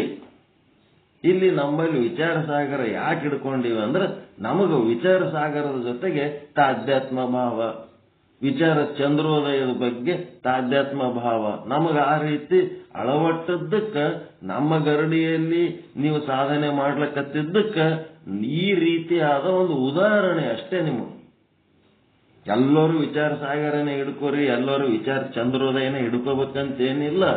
ನಿಮಗೆ ಯಾವ ಗ್ರಂಥದ ಬಗ್ಗೆ ಒಂದು ತಾಧ್ಯಾತ್ಮ ಭಾವ ಬರ್ತದ, ಆ ಗ್ರಂಥವನ್ನ ನೀವು ಗಟ್ಟಿಯಾಗಿ ಹಿಡಿದು ಅದನ್ನ ಸಾಧನೆ ಮಾಡಬೇಕು. ಎಲ್ಲಾ ಗ್ರಂಥಗಳನ್ನ ಪರಿಚಯ ಮಾಡೋದು ನಮ್ಮ ಕೆಲಸ. ಇಲ್ಲಿ ನನಗ ಈ ಗ್ರಂಥ ಚಲೋ ಅನ್ಸದಪ್ಪ, ನನಗೆ ಚಲೋ ಅನ್ಸಿದ್ದೆ ನಿಮಗೆ ಚಲೋ ಅನ್ಸ್ಬೇಕಂತೇನಿಲ್ಲ. ನಿಮಗೆ ನಿಮ್ಮ ಸ್ವಾತಂತ್ರ್ಯ ನಾವು ಕೊಟ್ಟು ಬಿಟ್ಟಿವಿ. ನಾವೇನಾರೇ ಎಲ್ಲರೂ ವಿಚಾರ ಚಂದ್ರೋದಯ ವಿಚಾರ ಸಾಗರನೇ ಹೇಳ್ರಪ್ಪ ಅಂತ ಅಂತೀವಿ ನಾವು. ಆದ್ರೆ ವಿಚಾರ ಚಂದ್ರೋದಯ ವಿಚಾರ ಸಾಗರ ಹೆಂಗದಪ್ಪ ಅಂತಂದ್ರೆ ಹಾರ್ಡ್ವೇರ್ ಅಂಗಡಿ ಇದ್ದಂಗದ ಇದು. ಯಾವ ಧರ್ಮ ಗ್ರಂಥ ಓದಿದ್ರು ಅದ್ರೊಳಗೆ ಇವೇ ತತ್ವಗಳಿರ್ತಾವ. ನೀವು ಎಂತ ಡಿಸೈನಿನ ಮನಿ ಕಟ್ಟಿದ್ರು ಅದೇ ಹಾರ್ಡ್ವೇರ್ ಅಂಗಡಿ ನೀವೇ ಸಾಮಾನೆಲ್ಲ ನೀವು ತಗೊಳ್ಳೋದು. ಮನಿ ಡಿಸೈನ್ ಬೇರೆ ಇರ್ಬೋದು, ಹಾರ್ಡ್ವೇರ್ ಅಂಗಡಿಯ ಸಾಮಾನುಗಳು ಅದೇ ಸಿಮಿಟ, ಅದೇ ಉಸುಕ, ಅದೇ ಕಲ್ಲು, ಅದೇ ಕಟ್ಟಿಗೆ, ಅದೇ ಕಬ್ಬಣ, ಹೌದಾ ಇಲ್ಲ? ಹಂಗ ಇವು ಮೂಲ ವಸ್ತುಗಳನ್ನುಳ್ಳಂತ ಒಂದು ಗ್ರಂಥಗಳದವು ಇವು. ವಿಚಾರ ಸಾಗರ, ವಿಚಾರ ಚಂದ್ರೋದಯ. ಮೊದಲು ವಿಚಾರ ಚಂದ್ರೋದಯ ಓದ್ಕೋಬೇಕು. ವಿಚಾರ ಚಂದ್ರೋದಯ ಓದಿದವರಿಗೆ ವಿಚಾರ ಸಾಗರ ಹತ್ತದ. ಯಾರು ವಿಚಾರ ಸಾಗರ ಪರಿಪೂರ್ಣವಾಗಿ ಅರ್ಥ ಮಾಡ್ಕೊಂಡಿರ್ತಾರ ಅವರಿಗೆ ವೃತ್ತಿ ಪ್ರಭಾಕರ ಹತ್ತದ. ಹಿಂಗಾಗಿ ನಮಗ ಇವನ್ನ ಅರ್ಥ ಮಾಡ್ಕೊಳ್ತಾ ಆಯುಷ್ಯ ಶ್ರಮಿಸಿದ್ರೆ ಈ ಜನ್ಮ ಸಾರ್ಥಕ ಆಗ್ತದ. ನಮಗಾದ ಆನಂದ ಇತರರಿಗೆ ಆಗ್ಲಿ ಅನ್ನಂಥದ್ದು 2ನೇ ಸ್ಟೆಪ್ಪಿಗೆ ಬರ್ಬೇಕು. ಎಲ್ಲರೂ ಆನಂದ ಹೊಂದಿರಿ. ಆದ್ರೆ ಈ ಒಂದು ಸೇವೆ ಮಾಡುವ ಭಾಗ್ಯ ನಿಮಗಿಲ್ಲ. ಯಾಕಂತಂದ್ರೆ ಆನ್ಲೈನ್ದಾಗದಿರಿ, ಎಲ್ಲೆಲ್ಲೋ ದಿಕ್ಕಿಗೊಬ್ಬರದಿರಿ. ಹಂಗಾಗಿದ್ದಕ್ಕೆ ನಿಮ್ಗೇನದ, ನಿಮ್ಮ ಊರಾಗೆ ನಾವಿದ್ದೇವಂತಂದ್ರೆ ದಿನ ಏನಾರ ಉಣಿಸೋದು ತಿನ್ಸೋದು ಒಂದಿಟ್ಟು ಸೇವೆ ಮಾಡ್ತಿದ್ರೆ ಇಲ್ಲ? ಒಮ್ಮರೆ ಬಂದು ಹೋಗ್ತಿದ್ರೆ ಇಲ್ಲ? ವಾರಕ್ಕೊಮ್ಮ ತಿಂಗಳಿಗೊಮ್ಮ ನಮ್ಮ ಹತ್ರ ಬರ್ತಿದ್ರೆ ಇಲ್ಲ? ಆಗ್ತಿತ್ತು ಇಲ್ಲ. ಆ ಭಾಗ್ಯ ಇಲ್ಲ. ಇದು ಆನ್ಲೈನ್ದಾಗ ಇದ್ದವ್ರಿಗೆ ಆ ಭಾಗ್ಯ ಇಲ್ಲ. ಯಾವ ಊರಾಗೋ ಎಲ್ಲೋ ಒಬ್ಬೊಬ್ರು ಇದ್ದದ್ರ ಸಲುವಾಗಿ ಈ ಭೃತ್ಯ ಭಾವ, ಈ ಸೇವೆ ಮಾಡುವಂಥದ್ದು ಸಾಧ್ಯ ಆಗ್ತಾ ಇಲ್ಲ. ಇರ್ಲಿ, ಇದು ದೊಡ್ಡ ಪ್ರಮಾಣದೊಳಗ ರಾಜ್ಯಾದ್ಯಂತ ಎಲ್ಲಾ ಕಡೆ ಎಲ್ಲರೂ ತಿಳ್ಕೊಂಡು ಎಲ್ಲರಿಗೆ ಇದ್ರ ಉಪಯೋಗ ಆಗಿ ನೀವು ತಿಳ್ಕೊಂಡಿರಿ ನಾವೊಂದು 15-20 ಮಂದಿ ಆಟೆ ಇಲ್ಲಿ ತಿಳ್ಕೊಳಕತ್ತೀವಿ ಅಂತ. ಇದು ಏನಿಲ್ಲ, ಸುಮಾರು 10,000ಕ್ಕಿಂತ ಹೆಚ್ಚು ಜನರಿಗೆ ಹೋಗ್ಲಿಕ್ಕತ್ತದ. ಇದು 10,000ಕ್ಕಿಂತ ಹೆಚ್ಚು ಜನರಿಗೆ ಹೋಗ್ಲಿಕ್ಕತ್ತದ. ಯಾರ್ಯಾರು ಇದನ್ನು ತಿಳ್ಕೊಳಕತ್ತಾರ, ಯಾರ್ಯಾರು ಇದನ್ನು ಸಾಧನೆ ಮಾಡ್ಲಿಕ್ಕತ್ತಾರ, ಅದನ್ನ ನೀವು ಏನಾರ ಸ್ವಲ್ಪ 1-2 ದಿವಸ ಗ್ಯಾಪ್ ಮಾಡಿದ್ರಿ ಅಂದ್ರೆ ಅವ್ರಲಿಂತ ನಮಗೆ ಎಷ್ಟು ಎನ್ಕ್ವೈರಿಗಳು ಬರ್ತಾವ. ಯಾಕೆ ಸ್ವಾಮಿ ನಮಗ್ ಬಂದಿಲ್ಲ ಪಾಠ, ಯಾಕೆ ಪಾಠ ಹೇಳಿಲ್ಲ ಅಂತೇಳಿ ಎನ್ಕ್ವೈರಿಗಳು ಬರ್ತಾವ. ಈ ರೀತಿ ಬಂದಾಗ ನಮ್ಗೆ ಏನಾಗ್ತದ, ನಮಗ್ ಗೊತ್ತಿಲ್ಲದೇನೆ ಎಷ್ಟು ಮಂದಿ ಇದು ತಿಳ್ಕೊಳಕತ್ತಾರ, ಕೇಳಕತ್ತಾರ ಅಂತೇಳಿ ನಮಗ ಒಂದ್ ರೀತಿ ಎಂತ ಕೆಲಸ ನಡೆದದಲ್ಲಪ್ಪ ನಿಶ್ಚಲದಾಸ ನಿಂದು ಅಂತ ಹೇಳಿ ಒಂದೊಂದ್ಸಾರಿ ಅನಿಸ್ತಿರ್ತದ. ಏನಂದ್ರು ಸಹಿತ ವಿಚಾರ ಚಂದ್ರೋದಯ, ವಿಚಾರ ಸಾಗರ ಹೇಳಕತ್ತದ್ದು ನಿಮ್ ಸಲ ಹೇಳಕತ್ತೇನೆ, ನನ್ ಸಲ ಹೇಳ್ಕೊಳಕತ್ತೇನೆ. ಏನದ ಅರ್ಥ ಏನ್ರಿ? ಇಲ್ಲ, ನಿಮ್ ಸಲ ಹೇಳಂಗಿಲ್ಲ. ಯಾವಾಗ ಅಲ್ಲಿ ಈ ಜ್ಞಾನ ಏನದಲ್ಲ, ಯಾರ ಸಲುವಾಗಿ ಯಾರು ಹೇಳಿದ್ರು ಉಪಯೋಗ ಇಲ್ಲ. ಇದು ನನ್ನ ಸಲುವಾಗಿ ನಾನು ಹೇಳ್ಕೊಳಕತ್ತೀನಿ. ನೀವು ಆದ್ರೂ ಅಷ್ಟೇ, ನಿಮ್ಮ ಸಲುವಾಗಿ ನೀವು ಹೇಳ್ಕೋಬೇಕು. ನಿಮ್ ಮನ್ಯಾಗ ಅಡಿಗೆ ಮಾಡಿದ್ದ ನಿಮ್ ಸಲುವಾಗಿ ಅಡಿಗೆ ಮಾಡ್ಕೊಂಡಿರ್ತಾರೆ, 100 ಮಂದಿ ಊಟಕ್ಕೆ ಹಾಕ್ಲಕ್ ಅಡಿಗೆ ಮಾಡ್ತೀರಾ? ನಿಮ್ ಸಲುವಾಗಿ ನೀವು ಅಡಿಗೆ ಮಾಡ್ಕೊಂಡು ಹೊತ್ನಾಗ ನಮ್ಮಂತ ಜೋಗಿ ಜಂಗಮರು ನಿಮ್ ಮನೆಗೆ ಬಂದ್ರು ಅಂದ್ರೆ ನೀವಂತೂ ತಿನ್ನಂತ ಕೊಡ್ತೀರ ಅಟೆ. ಏನ್ ನಮ್ ಸಲುವಾಗಿ ಅಡಿಗೆ ಮಾಡ್ತೀರ ನೀವು? ಇರಂಗಿಲ್ಲ. ಯಾರ ಸಲುವಾಗಿ ಮಾಡೋದಲ್ಲ. ಇದು ಆಧ್ಯಾತ್ಮ ಸಾಧನೆ ಏನದ ಬಹಳ ಕಠಿಣ ಅದ. ಇದು ತಮ್ಮ ಸಲುವಾಗಿ ತಾವೇ ಮಾಡ್ಕೋಬೇಕು. ಆ ಸಮಯದಲ್ಲಿ ಯಾರಾದ್ರೂ ಬಂದ್ರು ಅಂದ್ರೆ ನೀವು ಒಂದಿಷ್ಟು ಉಂಡ್ರಪ್ಪ. ಈಗ ನನ್ನ ಸಲುವಾಗಿ ನಾನು ಏನ್ ಮಾಡ್ಕೊಳಕತ್ತೀನಿ ಅದರೊಳಗ ನಿಮಗೂ ಬಂದ್ರಿ, ನೀವಂತೂ ತುಂಡ್ರಪ್ಪ ಅಂತ ಕರ್ಕೊಂಡು ಉಳ್ಳಕತ್ತೀನಿ ಹೊರತು ನಾ ಮಾಡಿದ ಅಡಿಗೆ ನಿಮ್ ಸಲುವಾಗಿ ಅಲ್ಲ. ಈ ವಿಚಾರ ಪ್ರತಿಯೊಬ್ಬರ ಬಲ್ಲಿ ಇರ್ಬೇಕು. ಇದು ಏನಾರ 1-2 ಅಕ್ಷರ ತಿಳ್ಕೊಂಡ್ಕೆ ನಾ ಮಂದಿಗೆ ಹೇಳಕ್ ಓದ್ತೀನಿ ಅಂತಂದ್ರ ನಾನ್ ಹಂಗೆ ಉಳಿತೀನಿ. ನನ್ ಕತ್ತಿ ಬುದ್ಧಿ, ನನ್ ಕತ್ತಿ ಅಲ್ಲೇ ಉಳಿತದ. ಕತ್ತಿ ಕುದುರೆ ಆಗಂಗೆ ಇಲ್ಲ.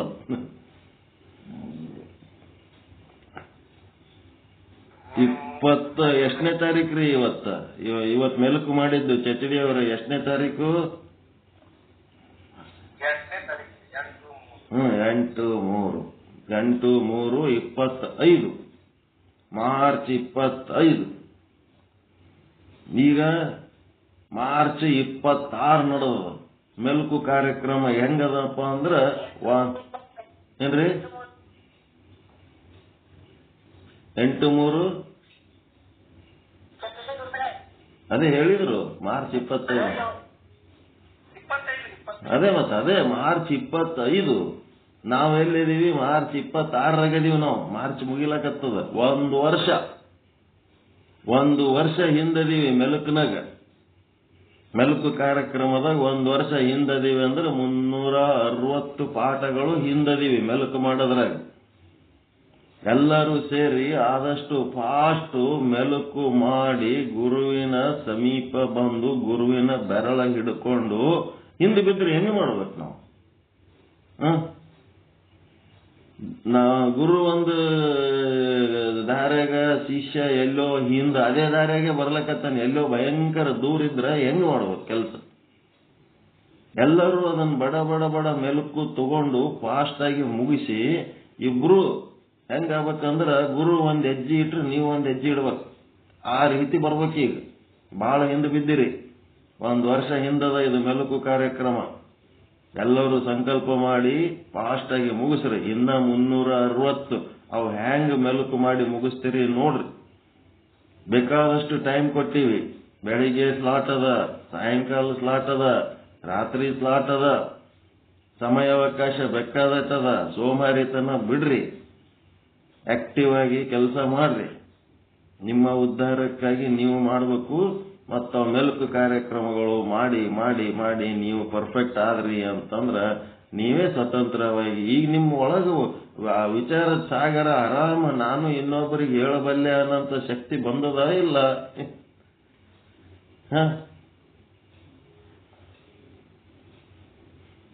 ಬಂದದಿಲ್ರಿ? ಮತ್ತೆ ಎಷ್ಟು ಚಂದ ಹೇಳಕತ್ತೀರಿ, ಎಷ್ಟು ಖುಷಿ ಆಗ್ತದ ಕೇಳಿದ್ರ, ಆನಂದ ಆಗ್ಲಕತ್ತದ. ನೋಡಿದ್ರ ಹೆಂಗ್ ತಯಾರಾಗ್ಯಾವಲ್ಲಪ್ಪ, ಎಷ್ಟು ಚಂದ ಮಾಡ್ಲಕತ್ತವ ಮಕ್ಕಳು ಅಂತ ಎಷ್ಟು ಸಂತೋಷ ಆಗ್ತದ. ನನಗ ಆ ಬುಕ್ ನಮ್ ಗುರುಗಳ ತಂದು ಕೊಟ್ರ 10 ವರ್ಷ ಇಟ್ಕೊಂಡು ಕೂತೀನಿ, ಏನು ತಿಳಿದಿದ್ದಿಲ್ಲ. ಹುಚ್ಚು ಕೂತಂಗ್ ಕೂತಿದ್ದೆ, ಒಳ್ಳೆ ಕೊಡ್ಬೇಕು, ಇದು ಏನ್ ತಿಳಿಯಂಗಿಲ್ಲ. 300-400 ರೂಪಾಯಿ ಬುಕ್ ಇಟ್ಕೊಂಡು ನಾ ಏನ್ ಮಾಡ್ಲಿ? ಅವಾಗಿನ ಕಾಲದಾಗ ಒಂದು 350-400 ಬೀಳ್ತಿತ್ತದು, ವಾಲ್ಯೂಮ್ 1 ವಾಲ್ಯೂಮ್ 2 ಎರಡು ಕೂಡಿ. ಸರಿಯಾಗಿ ಏನು ತಿಳಿಯವಲ್ದು, ಇದು ಎದಕ್ಕೆ ಇಟ್ಕೊಂಡು ಕುಂದಿರ್ಲಿ ಅಂತೇಳಿ ಅದನ್ನ ವಾಪಸ್ ಕೊಡ್ಲಕ್ಕ 2-3 ಸಾರಿ ಗುರುಗಳ ಹತ್ರ ಹೋದ್ರ, ಅದು ನಿಂದೇ ಬುಕ್ ಅದ, ನಿನ್ನೆ ಇಟ್ಕೋ, ರೊಕ್ಕ ಕೊಟ್ಟದ್ದು ಬ್ಯಾನಿಗೆ ಹಿಂಗೆಲ್ಲ ಮಾಡ್ತಿದಿ ಅಂದ್ರೆ ರೊಕ್ಕ ತಗೊಂಡೋಗು, ಅದ್ರ ಬುಕ್ ನಿಂದೆ ಅದ, ನಿನ್ನ ಹತ್ರನೇ ಇಟ್ಕೋ, ಅದು ಒಂದು ದಿನ ನಿನಗೆ ಉಪಯೋಗ ಬರ್ತದ ಅಂತ ಹೇಳಿ ಒತ್ತಿ ಹೊಳ್ಳಿ ಇಟ್ರು. ಇವತ್ತಿನ ದಿವಸ ಅದು ನಮ್ಮ ಕೆಲ್ಸಕ್ಕೆ ಬಂತು. ಆ ಗುರುವಿಗೆ ಮೊದಲೇ ಗೊತ್ತು ಇದು ಇವಂದೇ ಬುಕ್ ಅದ ಅಂತ. ಇದೆ ಅಂತದ್ದು ನನ್ಕಿಂತ ಮೊದಲೇ ನಮ್ಮ ಗುರು ಹುಟ್ಟಿ ಆ ಬುಕ್ ನನಗೆ ತಂದು ಕೊಟ್ಟ. ಈಶ್ವರ ಸ್ವರೂಪ, ಗುರು ಸ್ವರೂಪ, ಆ ಬುಕ್ ಕೊಟ್ಟವ್ರು ಹೌದಲ್ಲ ನಮಗೆ. ಈಶ್ವರ ಕೃಪೆ, ಗುರು ಕೃಪೆ, ವೇದ ಕೃಪೆ. ನನ್ಕಿಂತ 10 ವರ್ಷ ಮೊದಲೇ ಅದು ವೇದ ಕೃಪೆ ಆಗ್ಯದ. ನನಗೆ ಮಾಹಿತಿ ಬರೋದಕ್ಕಿಂತ ಮೊದಲೇ ಸಾವಿರ ಗಟ್ಟಲೆ ಬುಕ್ ಇಟ್ಕೊಂಡು ಕೂತರು ಸಹಿತ ಅದ್ರ ಜೊತೆಗೆ ತಾಧ್ಯಾತ್ಮತೆ ಬರಲೇ ಇಲ್ಲ. ವಿಚಾರ ಚಂದ್ರೋದಯ, ವಿಚಾರ ಸಾಗರದ ಜೊತೆಗೆ ತಾಧ್ಯಾತ್ಮತೆ ಬಂತು. ಮತ್ತೆ ನಿಮಗೆ ಯಾವ ಗ್ರಂಥದ ಜೊತೆಗೆ ತಾಧ್ಯಾತ್ಮತೆ ಬಂದದ ಆ ಸಾಧನೆಯಲ್ಲಿ ನೀವು ಮುಂದುವರಿರಿ. ಅದಕ್ಕೆ ಈ ವಚನ ಏನ್ ಹೇಳುತ್ತದೆ ಅಂದ್ರೆ, ಭೃತ್ಯಾಚಾರಿಗಲ್ಲದೆ ಭಕ್ತಿ ಆಚಾರ ಅಳವಡದು. ನಿಮಗೆ ಭಕ್ತಿ ಆಚಾರಗಳು ಇವೆಲ್ಲ ಏನದವಪ್ಪ ಅಂತಂದ್ರೆ ಸಾರ್ಥಕ ಆಗಬೇಕು. ಭಕ್ತಿ ಅಂತಂದ್ರೆ ಪ್ರೀತಿ. ನೀವು ಯಾರಿಗಾರೆ ಪ್ರೀತಿಲಿಂತ ಒಂದಿಷ್ಟು ಉಡಿಸಿ ಸಂತೋಷ, ಅವರಿಗೆ ಸಂತೋಷ ಆದ್ರೆ ಆ ಸಂತೋಷ ನಿಮಗೆ ಸಂತೋಷ ಅನ್ನಿಸ್ತದ ಇಲ್ಲ? ನೀವು ಯಾರಿಗಾರೆ ಒಂದಿಷ್ಟು ಊಟ ಮಾಡಿಸಿದ್ರಿ, ಅವ್ರು ಸಂತೋಷ ಪಟ್ರಂದ್ರೆ ಅದ್ರೊಳಗೆ ನಿಮಗೆ ಸಂತೋಷ ಆಗ್ತದ ಇಲ್ಲ? ಯಾರಿಗಾರೆ ಬಟ್ಟೆ ಕೊಟ್ರಿ, ಅವರು ಬಟ್ಟೆ ಉಟ್ಕೊಂಡು ಸಂತೋಷ ಪಟ್ರ ಆ ಸಂತೋಷದಿಂದ ನಿಮಗೆ ಸಂತೋಷ ಆಗ್ತದ ಇಲ್ಲ? ಏನಾಗಲ್ಲ, ಹೊಟ್ಟೆ ಕಿಚ್ಚಾಗ್ತದ.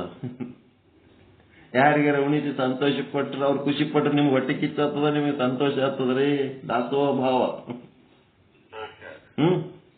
ಮತ್ತೆ ಅಂಥದೊಂದು ಭೃತ್ಯಾಚಾರದ ಭಾವ, ಇವೆಲ್ಲ ಭಕ್ತಿ ಬರ್ಬೇಕಾದ್ರ ಒಂದಿಷ್ಟು ಸ್ಥಾನ ಸೇವೆ, ಆಪ್ತ ಸೇವೆ, ಅಂಗ ಸೇವೆ, ಸದ್ಭಾವ ಸೇವೆ, 4 ಹೇಳಾರ. ಇನ್ನ ಏನೇನ್ ಸೇವೆಗಳಲ್ಲಿ ಅವಶ್ಯಕತೆ ಅದಾವ ಸೇವಾ ಮಾಡ್ಲಕ್ಕ ಸಿದ್ಧತೆ ಇರಬೇಕು. ಹಾಗಿದ್ರೆ ಈ ಭಕ್ತಿ ಮತ್ತು ಆಚಾರ ಅಳವಡ್ತದ. ಒಂದಿಷ್ಟು ಜನರಿಗೆ ಭಕ್ತಿ ಆಚಾರ ಅಳವಟ್ಟದ, ಆದ್ರ ಶಾಸ್ತ್ರಜ್ಞಾನ ಇಲ್ಲ. ಅದಕ್ಕೆ 2ನೇದನ್ನು ಕಡ್ಡಾಯ ಹೇಳ್ಯಾರವ್ರು. ಏನ್ ಹೇಳ್ಯಾರ? ವೇದ, ಶಾಸ್ತ್ರ, ಪುರಾಣ, ಆಗಮ. ವೇದಾಗಮ ಉಪನಿಷತ್ತು. ವೇದ ಅಂದ್ರೆ ಉಪನಿಷತ್ತು, ವೇದದ ಅಂತ್ಯಭಾಗನೇ ಉಪನಿಷತ್ತು, ಆಗಮಗಳ ಅಂತ್ಯಭಾಗನೇ ಸಿದ್ಧಾಂತ. ಆ ಉಪನಿಷತ್ತಿನ ಭಾಗಕ್ಕೆ ವೇದಾಂತ ಅಂತಾರೆ. ವೇದಾಂತ ಸಿದ್ಧಾಂತ. ಅದಕ್ಕೆ ನಿಮ್ದೆಲ್ಲ ಯಾವುದು ದರ್ಶನ ಅಂದ್ರೆ ವೇದಾಂತ ಸಿದ್ಧಾಂತ ದರ್ಶನ. ವೇದ ಮತ್ತು ಆಗಮಗಳನ್ನು ನಾವು ಸಮಾನವಾಗಿ ನೋಡಂತವ್ರು. ಹಿಂಗಾಗಿ ಇಲ್ಲೇನದು ವೇದಾಂತ ಸಿದ್ಧಾಂತ ದರ್ಶನ. ಈ ಒಂದು ವೇದಾಂತ ಸಿದ್ಧಾಂತ ದರ್ಶನದೊಳಗ ಈ ಒಂದು ವೇದ, ಶಾಸ್ತ್ರ, ಪುರಾಣ, ಆಗಮ ಇವೇನೇನದವ ಒಂದೇ ವಾಕ್ಯ. ಅದು ವೇದಾಗಮೋಪನಿಷತ್ ಶಾಸ್ತ್ರ ಪುರಾಣ ಇತಿಹಾಸ. ಒಂದೇ ಒಂದು ಶಬ್ದ ಅದದು. ಏನದು? ವೇದಾಗಮೋಪನಿಷತ್ ಶಾಸ್ತ್ರ ಪುರಾಣ ಪುರಾಣೇತಿಹಾಸ. ಒಂದೇ ಬರೀಲಕ್ಕೆ ಬರ್ಬೇಕು ನಿಮಗ. ವೇದಾಗಮೋಪನಿಷದ್ ದದ ತೆಳಗ ಶ ಬರ್ದು ಶಾಸ್ತ್ರ, ನಿಷದ್ ಶಾಸ್ತ್ರ ಬರ್ದು ಪುರಾಣ ಇತಿಹಾಸ. ಇದು ಒಂದೇ ವಾಕ್ಯ. ಅದ್ರೊಳಗೆ ಏನೇನದವ? ವೇದಗಳದವ, ಆಗಮಗಳದವ, ಉಪನಿಷತ್ತುಗಳದವ, ಶಾಸ್ತ್ರಗಳದವ, ಪುರಾಣಗಳದವ, ಇತಿಹಾಸಗಳವ. ಇವೆಲ್ಲ ಒಟ್ಟು ಶಾಸ್ತ್ರಜ್ಞಾನನೂ ಇರಬೇಕು. ಇದು ಇದ್ದವನಿಗೆ ಏನಾಗ್ತದ? ತಿಳಿದು ಮಾಡೋ ಆಚಾರ ಬೇರೆ, ತಿಳಿಲಾರ್ದ ಮಾಡೋ ಆಚಾರ ಬೇರೆ. ವೇದಾಗಮೋಪನಿಷತ್ ಶಾಸ್ತ್ರ ಪುರಾಣ ಇತಿಹಾಸಗಳನ್ನ ತಿಳಿದು ಆಚಾರ ಮಾಡ್ರಿ ಅಂತ ಹೇಳ್ತಾರ.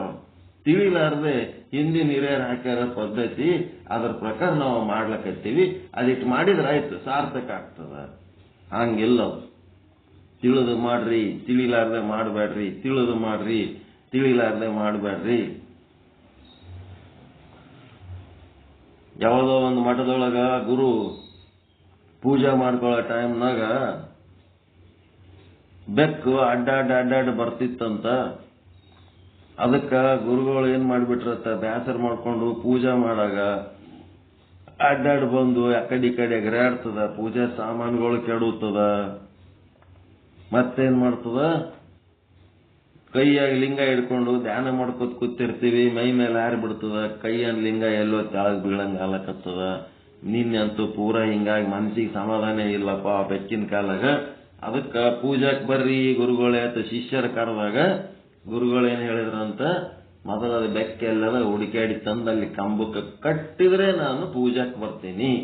ನೀವು ಬೆಕ್ಕಿಗೆ ಕಟ್ಟಿ ಹಾಕ್ಲಿಲ್ಲ ಅಂತಂದ್ರ ಬೆಕ್ಕಿಗೆ ಕುಲ್ಲ ಬಿಟ್ಟು ನನಗ ಪೂಜಾಕ್ಕೆ ಕರೆದ್ರಿ ಅಂದ್ರೆ ನಾ ಪೂಜಾಕ್ಕೆ ಬರಂಗಿಲ್ಲ ಅಂದ್ರ ಆಯ್ತು.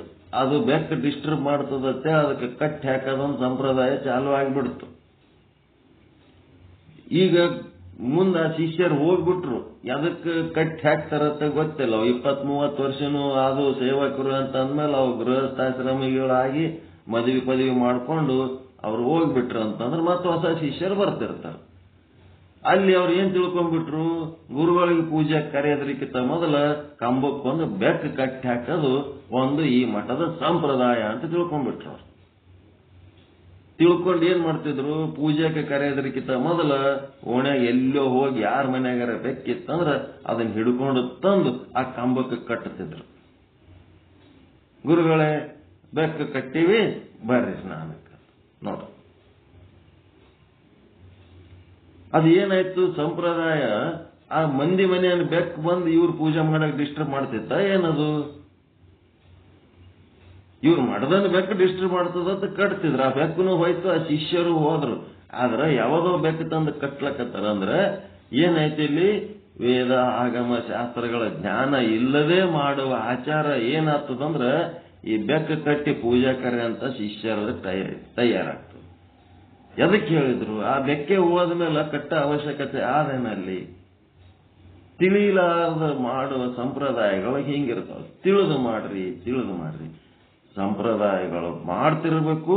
ಎರಡನೇದೇನಿರ್ಬೇಕು, ಶಾಸ್ತ್ರೀಯ ಜ್ಞಾನ ಇರಬೇಕು. ಎರಡೂ ಇರಬೇಕು. ಪ್ರಸಾದಿ ಸ್ಥಳ, ಮಹೇಶನ ಪ್ರಸಾದಿ ಸ್ಥಳದೊಳಗ ಜ್ಞಾನಕ್ಕೆ ಬಹಳ ಮಹತ್ವ ಕೊಟ್ಟಾರ. ಅದೇನು ಕಾರಣವೆಂದಡೆ ಅರಿದರಿದು ಭವಿಪಾಕವೆಂದು ಕಳೆದ ಬಳಿಕ ಜಂಗಮಕ್ಕೆ ನೀಡಿದಡೆ ಅದೇ ಪಾತಕವಯ್ಯ. ಏನಪ್ಪ ಅರಿದರಿದು ಅಂತಂದ್ರೇನು? ಇಷ್ಟೆಲ್ಲ ಗೊತ್ತಿದ್ದು ಸ್ಥಾನ ಸೇವೆ ಇಲ್ಲ, ಅಂಗ ಸೇವೆ ಇಲ್ಲ, ಆಪ್ತ ಸೇವೆ ಇಲ್ಲ, ಸದ್ಭಾವ ಸೇವೆ ಇಲ್ಲ. ಇವೆಲ್ಲ ಇದ್ರೆ ಅದಕ್ಕೆ ಭಕ್ತಿ ಅಂತಾರ, ಇವೆಲ್ಲ ಇದ್ರೆ ಅದಕ್ಕೆ ಆಚಾರ ಅಂತಾರ. ಅದರ ಜೊತೆಗೆ ವೇದ ಆಗಮ ಶಾಸ್ತ್ರ ಜ್ಞಾನ ಇದ್ರೆ ಅದಕ್ಕೆ ಭಕ್ತಿ ಅಂತಾರ, ಅದಕ್ಕೆ ಆಚಾರ ಅಂತಾರ. ಇವೆಲ್ಲ ಹಿಂಗಿದ್ರೆ ಇದಕ್ಕಂತಾರ ಅಂತೇಳಿ ಗೊತ್ತಿದ್ದೂ ಸಹಿತ ಒಂದೂ ಮಾಡ್ಲಾರ್ದೆ ಸುಮ್ಮನೆ ಹಂಗೆ ಗುರುಗಳಿಗೆ ಜಂಗಮರಿಗೆ ನಾವೇನಾರ ಉಪಚಾರ ಮಾಡಿದೆವು, ಅದೇನಾಯ್ತು, ಒಳಗ ವಿನಯನೇ ಇರಂಗಿಲ್ಲ. ಅಹಂಕಾರ, ದುರಹಂಕಾರ, ದುಷ್ಟ ಬುದ್ಧಿ ಅವೆಲ್ಲ ಏನು ಕಳ್ಕೊಂಡಿರಂಗೇ ಇಲ್ಲ. ಅವೆಲ್ಲ ಒಳಗೆ ಹಂಗೆ ಇಟ್ಕೊಂಡು ಮೇಲ ಗುರುಗಳಿಗೆ ನಮಸ್ಕಾರ ಮಾಡೋದು, ಗುರುಗಳಿಗೆ ಒಂದಿಟ್ಟು ಜೋಬ್ನಾಗಿನ ರೊಕ್ಕ ತೆಗೆದು ಕೊಟ್ಟು ನಮಸ್ಕಾರ ಮಾಡಿ ಏನೋ ಕಾಣಿಕೆ ಕೊಟ್ಟೆ, ಹಂಗೆಲ್ಲ ಮಾಡಿದ್ರೆ ಏನಾಗ್ತದಂದ್ರೆ ಒಳಗ ಪಾಪ ಬುದ್ಧಿಗಳೆಲ್ಲ ಹಂಗೆ ಇಟ್ಕೊಂಡು ಮೇಲ ನಾಟಕ ಮಾಡಿದ್ರೆ ಅದು ಪಾತಕವಯ್ಯ.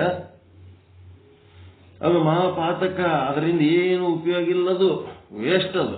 ಆ ರೀತಿ ಮಾಡಬಾರ್ದು. ಅದೆಂತೆಂದೊಡೆ ತನ್ನ ಲಿಂಗಕ್ಕೆ ಸಲ್ಲದಾಗಿ ಜಂಗಮಕ್ಕೆ ಸಲ್ಲದು. ಅದು ಏನದು, ತಂದು ತನಗೆ ಚಂದಿಲ್ಲ, ಒಳಗೆ ಗುಮುತಿರ್ತದ. ಒಳಗೆ ನೀನ್ ಎಷ್ಟು ದುಷ್ಟ ಅದಿ, ಎಷ್ಟು ಕೆಟ್ಟ ಅದಿ, ಎಷ್ಟು ಅವಿವೇಕಿ ಅದಿ, ಎಷ್ಟು ದುರಹಂಕಾರಿ ಅದಿ. ನಿನಗೆ ಯಾವ ಸ್ಥಾನ ಸೇವೆ ಮಾಡ್ಬೇಕನ್ನ ಶ್ರದ್ಧೆ ಇಲ್ಲ, ಅಂಗ ಸೇವೆ ಮಾಡ್ಬೇಕನ್ನ ಶ್ರದ್ಧೆ ಇಲ್ಲ, ಒಳಗೆ ಗುರುವಿನ ಬಗ್ಗೆ ಸದ್ಭಾವ ಇಲ್ಲ, ಮತ್ತೆ ಆಪ್ತ ಸೇವೆನೂ ಇಲ್ಲ, ಏನೇನು ಇಲ್ಲದಂತ ದುಷ್ಟ ಬುದ್ಧಿ ಒಳಗಿಟ್ಕೊಂಡು ಎಂತ ನಾಟಕ ಮಾಡ್ತೀವಿ ಅಂತೇಳಿ ತನ್ನ ಲಿಂಗಕ್ಕೆ ತನಗೆ ಸಲ್ಲದು, ತನ್ನೊಳಗೇ ತನಗೆ ಆನಂದ ಇಲ್ಲ ತಾ ಮಾಡೋ ಕೆಲಸದಿಂದ, ಅದನ್ನ ಒಯ್ದು ಇನ್ನೊಬ್ಬರ ಮುಂದೆ ಪ್ರದರ್ಶನ ಮಾಡ್ತಿರಲ್ಲ. ಜಂಗಮಕ್ಕೆ ಸಲ್ಲುವುದು ಜಂಗಮ ಸೇವೆ ಅಂದ್ರೆ ಹೊರಗೆ ಸೋಷಿಯಲ್ ವರ್ಕ್. ನಿಮ್ಮೊಳಗೆ ನಿಮ್ಮದು ಹೋಮ್ ವರ್ಕ್ ಚಂದಿಲ್ಲ, ಸೋಷಿಯಲ್ ವರ್ಕ್ ನೀವೇನ್ ಮಾಡ್ತೀರಿ? ಹೋಮ್ ವರ್ಕ್ ಅಂದ್ರೆ ನಿಮ್ಮ ಒಳಗೆ ಮಾಡ್ಕೊಳ್ಳೋ ಕೆಲಸ. ಹೋಮ್ ಅಂದ್ರೆ ನಿಮ್ಮ ಒಳಗಿಂದ ಮಾಡ್ಕೊಳ್ಳೋದು. ನಿಷ್ಕಾಮ ಕರ್ಮ, ನಿಷ್ಕಾಮ ಉಪಾಸನೆ ಮಾಡಿ ನಿರ್ಮಲ ಚಿತ್ತ ನಿಶ್ಚಲ ಚಿತ್ತ ಮಾಡಿ ವಿವೇಕಿಗಳಾಗದು, ವಿರಾಗಿಗಳಾಗದು, ಸಮಾಧಿ ಷಟ್ ಸಂಪತ್ತಿ ಮಾಡೋದು, ಮುಮುಕ್ಷುಗಳಾಗದು, ಶ್ರವಣ ಮನನ ನಿಧಿಧ್ಯಾಸನ ಮಾಡಿ ತತ್ ತ್ವಂ ಪದಾರ್ಥ ಶೋಧನದಲ್ಲಿ ಮುಳುಗುವುದು. ಇದು ಏನದ? ಹೋಮ್ವರ್ಕ್. ಇದು ಒಳಗೆ ಮಾಡ್ಕೊಳ್ಳೋ ಕೆಲಸ. ಇದು ಒಳಗಿನ ಕೆಲಸನೇ ಸರಿಗೆ ಮಾಡ್ಕೊಳ್ಳೋದು, ಹೊರಗೆ ಶೋ ಮಾಡ್ಲಕ್ ಹೋಗ್ತಿರಲ್ಲ. ಹಿಂಗೇನದು ನಿಮ್ಮ ಲಿಂಗಕ್ಕೆ ಇದು ಸಲ್ಲಲಾರದಂತ ಕೆಲಸ ಮಾಡಿ ಹೊರಗಿನ ಜಂಗಮಕ್ಕೆ ಅದೇನು ಸಲ್ತದಪ್ಪ? ತನ್ನ ಲಿಂಗಕ್ಕೆ ಸಲ್ಲದಾಗಿ ಜಂಗಮಕ್ಕೆ ಸಲ್ಲದು. ಜಂಗಮ ಅಂದ್ರೆ ಸೋಷಿಯಲ್ ವರ್ಕ್. ಇದೇನದ? ಲಿಂಗದ್ದು ಹೋಮ್ ವರ್ಕ್. ಲಿಂಗ ಭೋಗಶ್ಚ ಭೋಗಿನಾಂ ಭೋಗಂ ಜಂಗಮ ವರ್ಜಿತ. ಯಾವುದು ಲಿಂಗಕ್ಕೆ ಸಲ್ಲಂಗಿಲ್ಲ ಅದು ಜಂಗಮಕ್ಕೂ ಸರಿಗಾಗಂಗಿಲ್ಲ. ಎಷ್ಟೋ ಮಂದಿ ಭಾರಿ ದೊಡ್ಡ ದೊಡ್ಡ ಪೀಠ, ದೊಡ್ಡ ದೊಡ್ಡ ಆಶ್ರಮ, ದೊಡ್ಡ ದೊಡ್ಡ ಹೆಸರು ಹೇಳ್ಕೊತ ಎಷ್ಟು ಫೇಮಸ್ ಆಗಿ ಜಂಗಮ ಸೇವೆ ಮಾಡ್ಲಕ್ ಹೋಗಿ ಸಮಾಜದಲ್ಲಿ ಅಂತಿಂತ ಹೆಸರು ತಗೊಂಡು ಒಳಗಿಂದು ಚಿಲ್ಲರ್ ಬುದ್ಧಿ, ಕೆಟ್ಟ ಬುದ್ಧಿ ಹಂಗೆ ಇಟ್ಕೊಂಡು ಎಲ್ಲೋ ಒಂದ್ ಕಡೆ ಅದು ಹೊರಗೆ ಬಂತಂತಂದ್ರೆ ಏನಾಯ್ತು? ಮ್ಯಾಲ ಹೋದ್ರ ಕೆಳಗೆ ಬಿದ್ದಾರ ಇಲ್ಲ. ದೊಡ್ಡ ದೊಡ್ಡ ಮಠಾಧೀಶರು ನೆಲಕ್ಕೆ ಬಿದ್ದರ ಇಲ್ರಿ. ಯಾಕಂತಂದ್ರ ಲಿಂಗಕ್ಕೆ ಸಲ್ಲದವರು ಹೋಗಿ ಜಂಗಮಕ್ಕೆ ಸಲ್ಲಲಿಕ್ಕಾಗೆ ಹೋಗ್ಯಾರ ಅವರು. ಮೊದಲ ನಿಮ್ಮ ಲಿಂಗಕ್ಕೆ ನೀವು ಸಲ್ಲಂಗಾರೆ, ನಿಮ್ಮ ಒಳಗಿನ ಅರಿವಿಗೆ ನೀವು ಸಲ್ಲುವಂತ ವ್ಯಕ್ತಿತ್ವ ಮಾಡ್ಕೊಂಡ ಮೇಲೆ ಹೊರಗೆ ಜಂಗಮಕ್ಕಂದ್ರೆ ಹೊರಗಿನ ಜನರಿಗೆ ಮೆಚ್ಚುವಂತವರಾಗ್ರಿ. ಹೊರಗಿನ ಜನರಿಗೆ ಮೆಚ್ಚಿಸ್ಲಕ್ ಹೋಗಿ ನಿಮ್ಮ ಲಿಂಗಕ್ಕೆ ನೀವು ಸಲ್ಲೋರಿಲ್ಲ, ಹೊರಗಿನ ಜನಕ್ಕೆ ಏನ್ ಗೊತ್ತಾಗ್ತದ?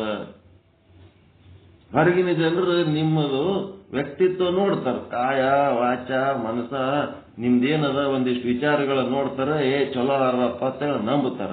ಆದ್ರೆ ನೀವು ಒಳಗೆ ಹುಳುಕಿದ್ರಿ ಅಂತಂದ್ರೆ ಅದೇನಾಗ್ತದ? ಹುಳುಕು ಕಟ್ಟಿಗೆ ಹುಳುಕು ಜಂತಿ ಒಂದಿನ ಧೋಪದ್ದು ಬಿದ್ಬಿಡ್ತದೆ ಅಷ್ಟೇ. ಅದು ಹೀಗಾಗಿ ಲಿಂಗ ಭೋಗಶ್ಚ ಭೋಗಿನಾಂ, ಲಿಂಗಕ್ಕೆ ಯೋಗ್ಯ ಇರಲಾರ್ದವರು ಭೋಗಂ ಜಂಗಮ ವರ್ಜಿತ ಅಂಗಹೀನಂ ಚ ಭುಕ್ತಾನಾಂ. ಏನು ಇರಬೇಕು ಅದೇ ಇರ್ಲಾರ್ದೆ, ಕಾಲಿಲ್ಲದೆ ನಡಿತೀನಿ ಅಂತಂದ್ರೆ ಹೆಂಗಾಗ್ತದ? ಕಣ್ಣಿಲ್ಲದೆ ನೋಡ್ತೀನಿ ಅಂದ್ರೆ ಹೆಂಗಾಗ್ತದ? ಕಿವಿ ಇಲ್ಲದೆ ಕೇಳ್ತೀನಿ ಅಂದ್ರೆ ಹೆಂಗಾಗ್ತದ? ಬಾಯಿ ಇರ್ಲೆ ಮಾತಾಡ್ತೀನಿ ಅಂತಂದ್ರೆ ಹೆಂಗಾಗ್ತದ? ಹಂಗ ಲಿಂಗಕ್ಕೆ ಒಪ್ಪಿಗೆ ಆಗ್ಲಾರ್ದವ್ರು ಜಂಗಮಕ್ಕೆ ಅಂದ್ರೆ ಹೊರಗೆ ಸೊಸೈಟಿಯಾಗ ನಾ ಚಲೋ ಆಗ್ಬೇಕಂತೀನಿ ಅಂತಂದ್ರೆ ಅದು ಹೆಂಗಾಗ್ತದ? ಅಂಗಹೀನಾಂ ಚ ಭುಕ್ತಾನಾಂ. ಇಂಥವ್ರು ಏನದರ ಅಂದ್ರ ಲಿಂಗಕ್ಕೆ ಯೋಗ್ಯರಾಗ್ಲಾರ್ದವ್ರು ಏನದ ಸಮಾಜದಾಗ ದೊಡ್ಡ ಹೆಸರು ಗಳಿಸ್ಲಿಕ್ಕೆ ಏನ್ ಹೋಲಕತ್ತಾರ, ಅವರೆಲ್ಲರೂ ಮುಂದೆ ಏನಾತಾರ? ಶ್ವಾನ ಯೋನೀಶು ಜಾಯತೆ, ಮುಂದಿನ ಜನ್ಮದಾಗ ಅವರು ನಾಯಿಯಾಗಿ ಹುಟ್ಟುತ್ತಾರ ಅಂತ. ನಾಯಿ ಹೊಟ್ಟೆ ಹುಟ್ಟುತ್ತಾರ. ಸತ್ಯ ಹೇಳ್ಬಿಟ್ಟನು. ಲಿಂಗಕ್ಕೆ ಸಾಧನೆ ಸರಿಗೆ ಮಾಡ್ಲಿ, ತಮ್ಮ ಅರಿವಿಗೆ ತಮ್ಮ ಮನವರಿಯದ ಕಳ್ಳತನವಿಲ್ಲವಲ್ಲ, ಬಿಡುಬಾಯದೋಳು ನಂಬವ. ಹೊರಗಿನಾಗ ನೀನ್ ಎಷ್ಟು ದೊಡ್ಡಾತ ಅಂತ ಹೆಸರಿದ್ರೆ ಅವರೆಲ್ಲರೂ ಕೂಡಿ ನಿನಗೇನು ಕೈಲಾಸಕ್ಕೆ ಕರ್ಕೊಂಡು ಹೋಗ್ತಾರೆ. ಹೊರಗೆ ಎಷ್ಟು ದೊಡ್ಡ ಹೆಸರು ಗಳಿಸಿದ್ರು ಇವರೆಲ್ಲರೂ ಕೂಡಿ ನಿನ್ನ ಕೈಲಾಸಕ್ಕೆ ಕರ್ಕೊಂಡು ಹೋಗ್ತಾರೇನಪ್ಪ. ಬಿಡುಬಾಯದೋಳು ನಂಬವ ಏನ್ ಹಣ ಅದ ನೋಡಿದ್ರಿಲ್ಲ? ಈ ಊರ್ ದೇಶದ ಮಂದಿನೇ ನಿನಗೆ ಎಲ್ಲರೂ ಭಾರಿ ದೊಡ್ಡ ಮನುಷ್ಯ ಚಲೋ ಅಂತಂದ್ರೆ ಇವರೆಲ್ಲರೂ ನಿನಗೇನು ಕೈಲಾಸಕ್ಕೆ ಕರ್ಕೊಂಡು ಹೋಗ್ತಾರೇನು? ಸರ್ಪಭೂಷಣ ಶಿವಯೋಗಿಗಳು ಹೆಂಗ್ ಕೇಳ್ಯಾರ ಅವರು? ನಿಮ್ಮೊಳಗೆ ನೀವು ಲಿಂಗಕ್ಕೆ ಯೋಗ್ಯರಾಗುವಂತ ಸಾಧನೆ ಮಾಡಿದ್ರಿ ಅಂತಂದ್ರ ಜಂಗಮಕ್ಕೆ ಯೋಗ್ಯ ಆದ್ರಷ್ಟು ಬಿಟ್ರಿ ಆದ್ರಲ್ಲಿ ಬಿಟ್ರು ಬಿಡ್ಲಿ, ಅಟ್ಲೀಸ್ಟ್ ಫಸ್ಟ್ ಪ್ರೈಮರಿ ಕೆಲಸ ನಿಮ್ಮ ಲಿಂಗಕ್ಕೆ ನೀವು ಯೋಗ್ಯರಾಗದು. ನಿಮ್ಮ ಅರಿವಿಗೆ ನೀವು ಚಂದ ಕಾಣಬೇಕು, ನಿಮ್ಮ ಆತ್ಮಕ್ಕೆ ನೀವು ಚಂದ ಕಾಣಬೇಕು. ನಿಮ್ಮ ಮಾತುಗಳು ಮೊದಲ ನಿಮಗ ಲಿಂಗ ಮೆಚ್ಚಿ ಹೌದೌದು ಎನ್ನಬೇಕು. ನಿಮ್ಮ ಒಳಗಿನ ಅರಿವು ಏನಾಗಬೇಕು? ಅದು ಹೌದಪ್ಪ ಚಲೋ ಕರೆಕ್ಟ್ ಅದ, ನಂದು ನಿಂದು ಎರಡು ವಿಚಾರ ಒಂದೇ ಅದಾವ, ಕರೆಕ್ಟ್ ಹೇಳಿದಿ ಅಂತೇಳಿ ಅದೇ ಲಿಂಗಕ್ಕೆ ಖುಷಿ ಆಗ್ಬೇಕು ಮೊದಲು. ಆಮೇಲೆ ಜಗತ್ತಿಗೆ ಒಳ್ಳೇದು ಮಾಡ್ಲಕ್ಕೆ ಹೋಗ್ಬೇಕು. ಲಿಂಗ ಅಂದ್ರೆ ಆತ್ಮ, ನಿಮ್ಮದು ಸೆಲ್ಫ್, ಪ್ಯೂರ್ ಸೆಲ್ಫ್. ನಿಮ್ಮ ಆತ್ಮಕ್ಕೆ ಮೊದಲದು ಚಂದ ಅನಿಸ್ಬೇಕು. ಮನಸ್ಸಿಗೆ ಚಲೋ ಅಲ್ಲ, ಆತ್ಮಕ್ಕೆ ಚಂದ ಅನಿಸ್ಬೇಕು. ಮನಸ್ಸಿಗೆ ಏನ್ ಮಾತಾಡಿದ್ದು ಚಂದೆ, ಆದ್ರೆ ಆತ್ಮಕ್ಕೆ ಚಲೋ ಅನಿಸ್ಬೇಕು, ಲಿಂಗಕ್ಕೆ ಚಲೋ ಅನ್ಬೇಕು. ಅದಕ್ಕೆ ಶ್ವಾನ ಯೋನೀಶ ಜಾಯತ್. ಲಿಂಗಕ್ಕೆ ಯೋಗ್ಯರಾಗ್ಲಾರ್ದೆ ಸೀದಾ ನಾವು ಜಂಗಮಕ್ಕ ಯೋಗ್ಯರಾಗ್ಲಕ್ ಆದ್ರೆ ಏನಾಗ್ತದ? ಮುಂದೆ ಹೇಳ್ತಾರ, ಈ ರೀತಿ ಇದ್ದವರು ಅವ್ರ ಪೂಜ್ಯರು ಅಂತೀರಿ, ಅಂತವ್ರು ಪೂಜೆ ಮಾಡಕ್ಕೆ ಯೋಗ್ಯರಿಲ್ಲ ಅಂತ ಹೇಳ್ತಾರೆ. ಅದಕ್ಕೆ ಮುಂದೆ ಬರ್ತದ. ಇದೇ 5ನೇ ತರಂಗದೊಳಗೆ ಬಹಳ ವಿಚಾರಗಳು ಹೇಳ್ಯಾರ. ಈ 5ನೇ ತರಂಗ ಯಾರು ತಿಳ್ಕೊತೀರಿ ಅವರೆಲ್ಲರೂ ಭಾರಿ ಧನ್ಯ. ಆಧ್ಯಾತ್ಮಿಕವಾಗಿ ಅಲ್ಲ, ನೈತಿಕವಾಗಿ. ಆಧ್ಯಾತ್ಮಿಕ ಅಲ್ಲ, ನೈತಿಕತೆ ಪಾಠ ಬಹಳ ಅದ ಇದ್ರೊಳಗೆ. ಇಲ್ಲಿ ಶ್ವಾನ ಯೋನೀಶ ಜಾಯತೆ. ಒಬ್ಬ ರಾಜ ಒಂದು ನಾಯಿ ಸಾಕಿದ್ನಂತ, ಚಲೋ ನಾಯಿ ಸಾಕಿದ್ನಂತ. ಅದೇನು ಅರಮನೆ ಮುಂದೆ ಕುಂತಿತ್ತದು. ಅರಮನೆ ಮುಂದೆ ಸುಮ್ಮ ಕುಂತತ್ನಾಗ ಯಾರೋ ಒಬ್ಬ ಜೋಗಿ, ಬಡ ಜಂಗಮ ಅಥವಾ ಬಡ ಭಿಕ್ಷುಕ ಯಾರೋ ಒಬ್ರು ಅಲ್ಲಿ ಮುಂದಿಂದ ದಾರಿ ಹಿಡ್ಕೊಂಡು ಕೈಯಾಗ ದಂಡ ಜೋಳಗಿ ಹಿಡ್ಕೊಂಡು ಹೋಗೋ ಟೈಮ್ನೊಳಗ ಅದು ಏನ್ ಮಾಡ್ತತ್ತ, ನಾಯಿ ಸುಮ್ ಕುಂದ್ರ ಭವ್ ಅಂದ್ಬಿಡ್ತ. ಅವನಿಗೆ ಸಿಟ್ಟು ಬಂದ್ಬಿಡ್ತು. ಅದೇನು ಕೈಯೇನು ಕಟ್ಟಿಗೆ ಕಲ್ಲೋ ಏನೋ ತಗೊಂಡ ನಾಯಿಗೆ ಹಾಕಿಬಿಟ್ಟ. ಅವನು ಅಂಜ್ಕೊಂಡ ನಾಯಿ ಕತ್ತದತ್ತ, ಆ ನಾಯಿಗೆ ಹಾಕಿಬಿಟ್ಟ. ಅದು ತಲೆ ಒಡೆದು ಬಿಡ್ತು. ನಾಯಿ ತಲೆ ಒಡೆದು ಬಿಡ್ತು, ರಕ್ತ ಸೋರ್ಲಕ್ಕತ್ತ. ಆ ರಾಜ ಭಟ್ರು ಏನ್ ಮಾಡ್ಬಿಟ್ರೆ, ಇವನ ರಾಜನ ನಾಯಿಗೆ ಒಡೆದ್ ಬಿಟ್ರಲ್ಲ ಇವರು ಅಂತ ಹೇಳಿ ನಾಯಿನ ತಗೊಂಡು ಅವನಿಗೆ ಅರೆಸ್ಟ್ ಮಾಡಿಕೊಂಡು, ರಾಜಭಟ್ರ ಕೆಲಸ ಏನು, ಯಮದೂತರ ಕೆಲಸ ಸಣ್ಣದಿರ್ಲಿ ದೊಡ್ಡದಿರ್ಲಿ ಹಿಡ್ಕೊಂಡು ಹೋಗಿ ಭಾರಿ ಸೀರಿಯಸ್ ಮಾಡೋದೇ ಅವ್ರ ಕೆಲಸ. ಹೋಗಿ ರಾಜನ ಮುಂದ ಏನ್ ಮಾಡಿದ್ರು, ಇವ ನಾಯಿ ಕಲ್ಲು ಹೊಡೆದ್ರಿ, ನಾಯಿ ತಲೆ ಹೊಡೆದದ, ಇವನಿಗೆ ಏನ್ ಮಾಡ್ತೀರಿ ನೋಡ್ರಿ ಅಂತ. ಅವ ರಾಜ ನಾಯಿ ಕಲ್ಲು ಹೊಡೆದ, ನಾಯಿ ತಲೆ ಹೊಡೆದ್ರೆ ನಾವೇನ್ ನೋಡ್ಬೇಕು, ಏನ್ ತಿಳಿವಲ್ಲಪ್ಪ, ಸುಮ್ನೆ ಏನ್ ಇವೆಲ್ಲ ಏನೇನಾರ ಹಿಡ್ಕೊಂಡ್ ಬರ್ತಿರಲ್ಲ. ಅವನ್ ತಲೆ ಒಳಗ ದೇಶೋದ್ಧಾರ, ಜಗದೋದ್ಧಾರ, ಈ ಪ್ರಜೆಗಳಿಗೆ ಹೆಂಗ್ ಸಂತೋಷ ಇಡಬೇಕು, ಸುತ್ತಮುತ್ತಲಿನ ವೈರಿ ರಾಜರು ಅಟ್ಯಾಕ್ ಮಾಡ್ಲಾರ್ದಂಗ ನಾವ್ ಎಷ್ಟು ಸುರಕ್ಷಿತ ಇರ್ಬೇಕು, ಎಷ್ಟು ಗಟ್ಟಿ ಇರ್ಬೇಕು, ಬರೇ ಅವನ್ ತಲೆಗೆ ಅಂತ ಇರ್ತವೆ. ನಾಯಿ ತಲೆ ಹೊಡೆದು ರಾಜ ಈಗ ಇದಕ್ಕೆ ಏನ್ ಮಾಡ್ಬೇಕು? ಅವ ಮುಂದೆ ಇನ್ನೊಬ್ಬ ಅವನು ಸಹಾಯಕ ಇರ್ತಾನ. ಅದು ಏನು ಕಾನೂನು ಮಂತ್ರಿಗೆ ಕರೆಸಿ ಒಪ್ಪಿಸ್ಬಿಡ್ರಿ. ಅದು ಏನು ಕಾನೂನಿನೊಳಗ ಏನಾರ ನಾಯಿ ತಲೆ ಹೊಡೆದವನಿಗೆ ಏನ್ ಮಾಡ್ಬೇಕು ಅಂದ್ರೆ ಆಪ್ತ ಸಲಹೆಗಾರ ಹೇಳ್ದ ಕಾನೂನು ಮಂತ್ರಿ ಕರೆಸ್ರಿ. ಅವ ಕಾನೂನು ಮಂತ್ರಿ ಬಂದ್ಮೇಲೆ ನಾಯಿ ತಲೆ ಹೊಡೆದಕ್ಕ ಏನು ಸಮಸ್ಯೆ? ಅವನೇನ್ ಹೇಳ್ದ, ಮನುಷ್ಯರ ತಲೆ ಹೊಡೆದಕ್ಕೆ ಏನಾರ ನಂಬಲ್ಲಿ ಕಾನೂನು ಅದರಿ ಹೊರತು ನಾಯಿ ತಲೆ ಹೊಡೆದಕ್ಕೆ ನಂಬಲ್ಲಿ ಏನ್ ಕಾನೂನು ಇಲ್ಲ ಅಂತ. ಮತ್ತಿನ್ನೇನ್ ಮಾಡ್ಬೇಕು, ಹೆಂಗ್ ಮಾಡ್ಬೇಕು? ಅದಕ್ಕೆ ನಾಯಿಗೆ ಕೊಟ್ಟು ಬಿಡ್ರಿ ನಿರ್ಣಯ. ಏನ್ ಮಾಡ್ಬೇಕು, ನಿನ್ ತಲೆ ಹೊಡೆದವನಿಗೆ ಏನ್ ಶಿಕ್ಷೆ ಕೊಡ್ಬೇಕು ಹೇಳ್ರಿ. ಅದು ನಾಯಿ ಏನ್ ಹೇಳ್ತು, ದೊಡ್ಡ ಪೀಠ, ದೊಡ್ಡ ಮಠ, ದೊಡ್ಡ ಆಶ್ರಮ ಎಲ್ಲರಿ ಏನಾರ ಇತ್ತು ಅಂತಂದ್ರ ಅಲ್ಲಿ ಒಯ್ದು ಇವನಿಗೆ ಪಟ್ಟ ಗಟ್ಟಿ ಬಿಡ್ರಿ ಅಂತ ಹೇಳ್ಬಿಡ್ತಾನೆ. ಅಲ್ಲಿ ಒಯ್ದು ಇವನಿಗೆ ದೊಡ್ಡದೊಂದು ಪಟ್ಟ ಗಟ್ಟಿ ಬಿಡ್ರಿ. ರಾಜನಂತ ಅದು ದೊಡ್ಡ ಗೌರವಾನ್ವಿತ ಜಾಗ, ಅಂತದಕ್ಕೆ ಪಟ್ಟ ಗಟ್ಟದಂದ್ರೆ ಅದಕ್ಕೆ ಶಿಕ್ಷೆ ಅಂತಾರೇನು? ಹಂಗೇನಿಲ್ಲ. ಆ ಪಟ್ಟಗಟ್ಟಿದ್ದಕ್ಕೆ ಶಿಕ್ಷೆನೇ ಅಂತಾರ. ಯಾಕಂತಂದ್ರ ನಾನು ಹಿಂದಿನ ಜನ್ಮದಾಗ ಭಾರಿ ದೊಡ್ಡ ಆಶ್ರಮ ಪೀಠ ಏನಿತ್ತಲ್ಲ ಅದರ ದೊಡ್ಡ ಪೀಠಾಧಿಪತಿ ಇದ್ದೆ ನಾನು. ಸಮಾಜದ ಬಗ್ಗೆ ಒಂಚೂರು ಕಾಳಜಿ ಮಾಡ್ಲಿಲ್ಲ, ಕಟ್ಲತ್ತಿ ಮಾಡ್ಲಿಲ್ಲ. ಮಂದಿ ಬರದೇ ಬರೋದು, ನಮಸ್ಕಾರ ಮಾಡದೆ ರೊಕ್ಕ ಹಾಕೋದು, ಬರೇ ತಿಂದು ಮಜಾ ಮಾಡಿ ಅವ್ರ ಕರ್ಮ ಎಲ್ಲ ಕಟ್ಕೊಂಡ್ಬಿಟ್ಟಿನ. ಅವ್ರ ಲೋಕ ಕಲ್ಯಾಣದ ಕೆಲಸನ ಏನು ಮಾಡ್ಲಿಲ್ಲ ಅಂದ್ರೂ ಮಂದಿ ಬಂದು ಹಂಗೆ ಹಾಕಿದ್ರು, ನಮಗೆ ತಿನಿಸಿ ಉಣಿಸಿ ಬೆಳೆಸಿದ್ರು. ನನ್ನ ಲಿಂಗಕ್ಕೆ ನಾನು ಅರಿವಿಲ್ಲದಂಗಾಗಿ ಜಂಗಮ ಸೇವೆಯಲ್ಲಿ ದೊಡ್ಡ ಹೆಸರು ಮಾಡಿಕೊಂಡೆ. ನನ್ನ ಅರಿವಿಗೆ ನಾನು ಯೋಗ್ಯನಾಗಲಿಲ್ಲ, ಅಂಥದ್ದು ಹೋಗಿ ಲಿಂಗಕ್ಕೆ ಯೋಗ್ಯನಲ್ಲದವನು ಜಂಗಮದೊಳಗೆ ದೊಡ್ಡ ಹೆಸರು ಗಳಿಸಿಬಿಟ್ಟೆ. ಆ ಎಲ್ಲ ಕರ್ಮಗಳ ಫಲವಾಗಿ ಏನಾಯ್ತು, ಶ್ವಾನ ಯೋನಿ ಒಳಗೆ ಹುಟ್ಟಿ ಬಂದೇನೆ ನಾನೀಗ. ನಾನು ಹಿಂದಿನ ಜನ್ಮದಾಗ ಭಾರಿ ದೊಡ್ಡ ಪೀಠಾಧಿಪತಿನೇ ಇದ್ದೀನಪ್ಪ. ಅದೇನಾಯ್ತು, ಲಿಂಗಕ್ಕೆ ಯೋಗ್ಯರಾಗುವ ಸಾಧನೆ ನಾ ಏನೂ ಮಾಡ್ಲಾರ್ದೆ ಸುಮ್ಮನೆ ಜಂಗಮದೊಳಗೆ ಇಡೀ ಸಮಾಜದೊಳಗೆ ದೊಡ್ಡ ಹೆಸರು, ಜಗತ್ತಿನ ತುಂಬ ಹೆಸರು ಗಳಿಸಿ ವಿಶ್ವವ್ಯಾಪಕ ವಿಶ್ವ ಪ್ರಸಿದ್ಧ ವ್ಯಕ್ತಿಯಾಗಿಬಿಟ್ಟೆ. ನೀನು ಜನರಿಗೆ ಮೋಸ ಮಾಡಿಬಿಟ್ಟಿ ಅಂತೇಳಿ ಈಶ್ವರ ನನ್ನ ಕರ್ಮಾನುಸಾರ ನನಗೊಂದು ನಾಯಿ ಮಾಡಿ ಹುಟ್ಸ್ಯಾನಪ್ಪ ಈ ಜನ್ಮದಾಗ. ಚನ್ನಬಸವಣ್ಣವ್ರು ಇದೇ ಅರ್ಥದಾಗ ಹೇಳ್ಯಾರ ಇಲ್ಲ, ಲಿಂಗಕ್ಕೆ ಯೋಗ್ಯವಿಲ್ಲದೆ ಜಂಗಮಕ್ಕೆ ಯೋಗ್ಯ ಆಗ್ಲಕ್ಕೆ ಹೋಗಿ ನಾಯಿ ಜನ್ಮಕ್ಕೆ ಹೋಗ್ತಾರಷ್ಟೆ. ಮಂದಿ ಮುಂದೆ ಚಲೋ ಅನಿಸ್ಕೊಳಕ್ ಹೋಗಿ ತನ್ನ ಮನಸ್ಸಿಗೆ ತಾನೇ ಚಲೋ ಇಲ್ಲ, ಅವ್ರು ಯಾವ ಇದಕ್ಕೆ ಹೋಗ್ತಾರ ಹೇಳಕತ್ತಾರ, ನಾಯಿ ಜನ್ಮಕ್ಕೆ ಹೋಗ್ತಾರ. ಈ ರೀತಿಯಾಗಿ ಇಂತಪ್ಪ ದುರಾಚಾರ್ಯ ಮುಖವನ್ನು ನನಗೆ ತೋರದಿರಯ್ಯ ಪರಮಾತ್ಮ. ಇಂಥವು ಒಳಗೊಂದು ಹೊರಗೊಂದು, ಹಿಂದೊಂದು ಮುಂದೊಂದು, ತಮ್ಮವರಿಗೊಂದು ಇತರರಿಗೊಂದು, ಈ ರೀತಿ ಇದ್ದಂಥವ್ರು ಮಾರಿ ಒಟ್ಟ ತೋರಿಸ್ಬಾರ್ದು ಪರಮಾತ್ಮ ಈ ಜನ್ಮದಾಗ ನನಗ ಅಂತ ಇವ್ರ ವಚನ ಇದೆ. ವೃತ್ಯಾಚಾರಿಗಲ್ಲದೆ ಭಕ್ತ್ಯಾಚಾರ ಅಳವಡದು, ವೇದ ಶಾಸ್ತ್ರ ಪುರಾಣ ಆಗಮವನರಿದು, ಸಂಬಂಧಿಗಲ್ಲದೆ ಆಚಾರ ಅಳವಡದು. ಅದೇನು ಕಾರಣವೆಂದರೆ ಇದೆಲ್ಲ ಅರಿದರಿದು ಕೂಡ ನಾವು ಮತ್ತೆ ಜಂಗಮಕ್ಕೆ ಏನರೇ ಸೇವೆ ಮಾಡ್ಲಕ್ಕೆ ಹೋಗ್ತೀವಿ, ನಾವು ಲಿಂಗಕ್ಕೆ ಯೋಗ್ಯ ಇರಲಾರದೆ ಜಂಗಮಕ್ಕೆ ಹೋಗ್ಲಕತ್ತೀವಿ ಅಂದ್ರೆ ಅದು ಭವಿಪಾಕ ಅಂತ.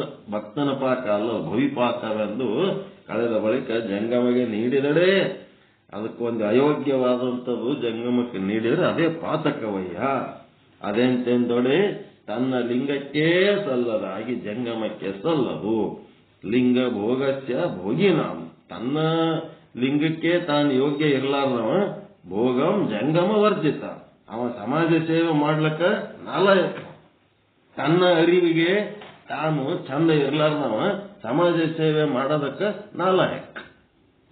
ಈ ಒಂದಿಷ್ಟು ಮಂದಿ ಬಿಳಿ ಅಂಗಿ ಹಾಕೊಂಡು ಮುಂಜಾನೆ ಅದು ತಯಾರಾಗಿ ಹೋಗ್ಬಿಡ್ತಾರೆ. ಜಳಕ ಮಾಡಿರ್ತಾರೋ ಇಲ್ಲ ಗೊತ್ತಿಲ್ಲ, ಹಲ್ ತಿಕ್ಕೊಂಡಿರ್ತಾರೋ ಇಲ್ಲ ಗೊತ್ತಿಲ್ಲ, ಮುಂಜಾನೆ ಹೇಳೋನ ಒಂದು ಖಡಕ್ ಬಿಳಿ ಅಂಗಿ ಇರ್ತದೆ, ಅದು ಹಾಕೊಂಡು ಸಮಾಜ ಸೇವೆ ಮಾಡ್ತೀವಿ ಅಂತೇಳಿ ಊರೆಲ್ಲ ತಿರುಗ್ಕೋತ ಯಾರಿಗೆ ಟೆಪಿಗೆ ಹಾಕ್ಲಿ, ಯಾರ್ಲಿಂತ ಏನೇನು ಕಬಳಿಸ್ಲಿ ಅಂತ ಅಡ್ಡಾಡ್ತಿರ್ತಾರೆ.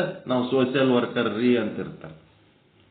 ಈ ಸಮಾಜ ಸೇವಕರಿಗೆ ಇಲ್ಲಿ ವಚನದಾಗ ಹೇಳುವಂತ ಸಮಾಜ ಸೇವಕರಿಗೆ ಎಷ್ಟು ವ್ಯತ್ಯಾಸ ಅದ ಗೊತ್ತದ. ಸಮಾಜ ಸೇವೆ ಮಾಡೋವನು, ಜಂಗಮ ಸೇವೆ ಮಾಡೋವನಿಗೆ ಏನೇನು ಯೋಗ್ಯತೆಗಳಿರಬೇಕು ಅನ್ನೋಂಥದ್ದು ಪಾಠ ಇದು. ಭಾರಿ ಸ್ಟ್ರಾಂಗ್ ಪಾಠಗಳದಾವ, ಮುಂದೆ ಕೇಳಕ್ಕಾಗಂಗಿಲ್ಲ, ಅಷ್ಟು ಸ್ಟ್ರಾಂಗ್ ಇಟ್ಟಾರವ್ರು. ಲಿಂಗ ಭೋಗಸ್ಯ ಭೋಗಿನಾಂ ಜಂಗಮ ಭೋಗಂ ವರ್ಜಿತಂ ಅಂಗ ಹೀನಂಚ ಭುಕ್ತಾನ. ಕಣ್ಣಿಲ್ಲದೆ ನೋಡಿದಂಗ, ಕಿವಿ ಇಲ್ಲದೆ ಕೇಳಿದಂಗ ಅಂದ್ರೆ ಏನಾಯ್ತು, ಕೇಳಿಲ್ಲ ಅಂತ. ಕಿವಿ ಇಲ್ಲದೆ ಕೇಳೇನಂದ್ರೆ ಕೇಳಿಲ್ಲ, ಕಣ್ಣಿಲ್ಲದೆ ನೋಡೇನಂದ್ರೆ ನೋಡಿಲ್ಲ, ಬಾಯಿ ಇಲ್ಲದೆ ಮಾತಾಡೇನಂದ್ರೆ ಮಾತಾಡಿಲ್ಲ, ಏನಿಲ್ಲ. ಹಂಗೇನಾಯ್ತು, ನೀ ಸಮಾಜ ಸೇವೆ ಏನ್ ಮಾಡಿದ್ರು ಸಹಿತ ನಿನ್ನೊಳಗೆ ನೀನು ಯೋಗ್ಯ ಇಲ್ಲ ಅಂತಂದ್ಮೇಲೆ ನೀ ಮಾಡಿದ್ದು ಏನೂ ಮಾಡಿಲ್ಲ. ಹೆಂಗದು, ಮಾಡಿರ್ಬೋದು, 100 ವರ್ಷ ಮಾಡಿರ್ಬೋದು, 100 ವರ್ಷ ನೀ ಸಮಾಜ ಸೇವೆ ಮಾಡಿದ್ರು ನೀನು ಮಾಡಿಲ್ಲ. ಮಾಡ್ಲಾರ್ದಂಗೆ ನಿಷ್ಫಲ ಅಂತ. ನಿಷ್ಫಲ ಆತ್ಮದ ಸಾಧನೆ ಮಾಡ್ಲಾರ್ದೆ ನಾವು ಜಗತ್ತಿನಾಗ ಎಷ್ಟು ದೊಡ್ಡವರು ಅನಿಸ್ಕೊಂಡ್ರು ಅದು ನಿಷ್ಫಲ.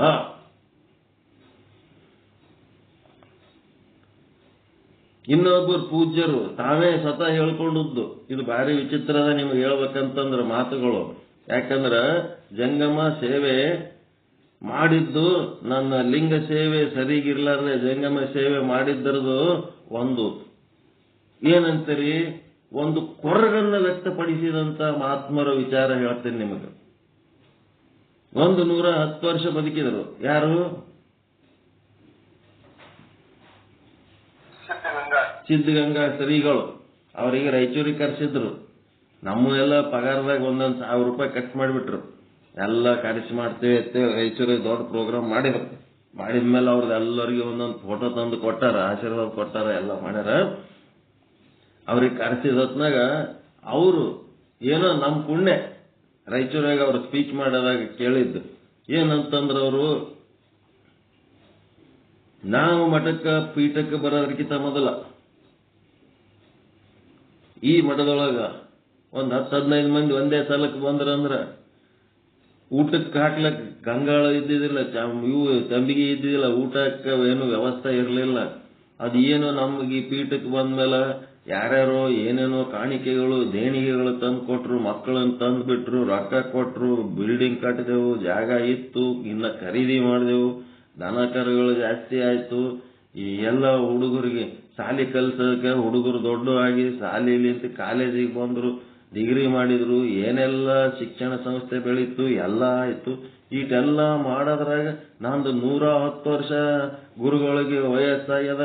ದಿನ 15,000 ಮಂದಿ ಊಟಕ್ಕೆ ಹಾಕ್ತಾರ, 10,000 ಮಂದಿ ವಿದ್ಯಾರ್ಥಿಗಳು, ಅವ್ರಿಗೆ ನೋಡ್ಲಕ್ ಬರೋರು ಒಂದು 2-3 ಸಾವಿರ ಮಂದಿ, ಎಲ್ಲರಿಗೆ 10-15,000 ಮಂದಿ ಊಟಕ್ಕೆ ಹಾಕ್ತಾರ. ದೊಡ್ಡ ಹೆಸರು ಮಾಡಿರಿ. ಇದು ಜಂಗಮ ಸೇವೆ ಮಾಡಿದ್ರಾಗ ದೊಡ್ಡ ಕೆಲಸ ಮಾಡೀನಿ. ಆದ್ರೆ ಮನುಷ್ಯ ಜನ್ಮಕ್ಕೆ ಬಂದ ಮೇಲೆ ತನ್ನ ಆತ್ಮದ ಸಾಕ್ಷಾತ್ಕಾರದ ಕೆಲಸ ಮಾಡೋದು ಅವನ ಕರ್ತವ್ಯ. ಆದ್ರೆ ನನ್ನ ಆತ್ಮ ಸಾಕ್ಷಾತ್ಕಾರ ಮಾಡ್ಕೊಳಕ್ಕೆ ಕೂತು ಸಾಧನೆ ಮಾಡ್ಲಕ್ ನನಗೆ ಪುರುಸೊತ್ತಿಗೆನೆ ಸಿಗಲಿಲ್ಲ. ನಂದು ಬರೀ 110 ವರ್ಷ ಜಂಗಮ ಸೇವೆ ಒಳಗೆ ಕಳೆದೋಯ್ತು. ನನ್ನ ಆತ್ಮ ಸಾಕ್ಷಾತ್ಕಾರದ ಸಾಧನೆನ ಮಾಡ್ಲಾರ್ದೆ ಹಂಗೆ ಹೊಲಕತ್ತೀನಿ ಎಲ್ಲ ನನ್ನ ಕೊರಗು ನನಗೆ ಅಂತ ಹೇಳಿದ್ರು.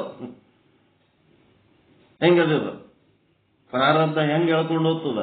ಆತ್ಮ ಸಾಕ್ಷಾತ್ಕಾರ ಮಾಡ್ಕೋಬೇಕು ಅಂತೇಳಿ ಟೈಮ್ ಇರ್ಲಾರ್ದಂಗ ಅವ್ರಿಗೆ ಹೇಳ್ಕೊಂಡು ಹೋಯ್ತು. ಟೈಮು ಕಾಲ ಅವ್ರಿಗಿದ್ದಂತ ಜವಾಬ್ದಾರಿ ನಿಮ್ಗೆ ಏನಾರ ಅದ ಏನಪ್ಪ ಮುಂದ್ ಕೂತವ್ರಿಗೆ. ನಿಮ್ಗೇನು 10,000 ಮಂದಿ ಊಟಕ್ಕೆ ಹಾಕಿ ಬಿಲ್ಡಿಂಗ್ ಕಟ್ಟಿ ನಿಮ್ಗೇನು ಭಾರಿ ದೊಡ್ಡ ತೆಕ್ಕಿ ಬಿದ್ದಾರೆ? ನೀ ಎಲ್ಲ ಜಗತ್ತಿನ ಮಂದಿ ಬಂದು ನೀವು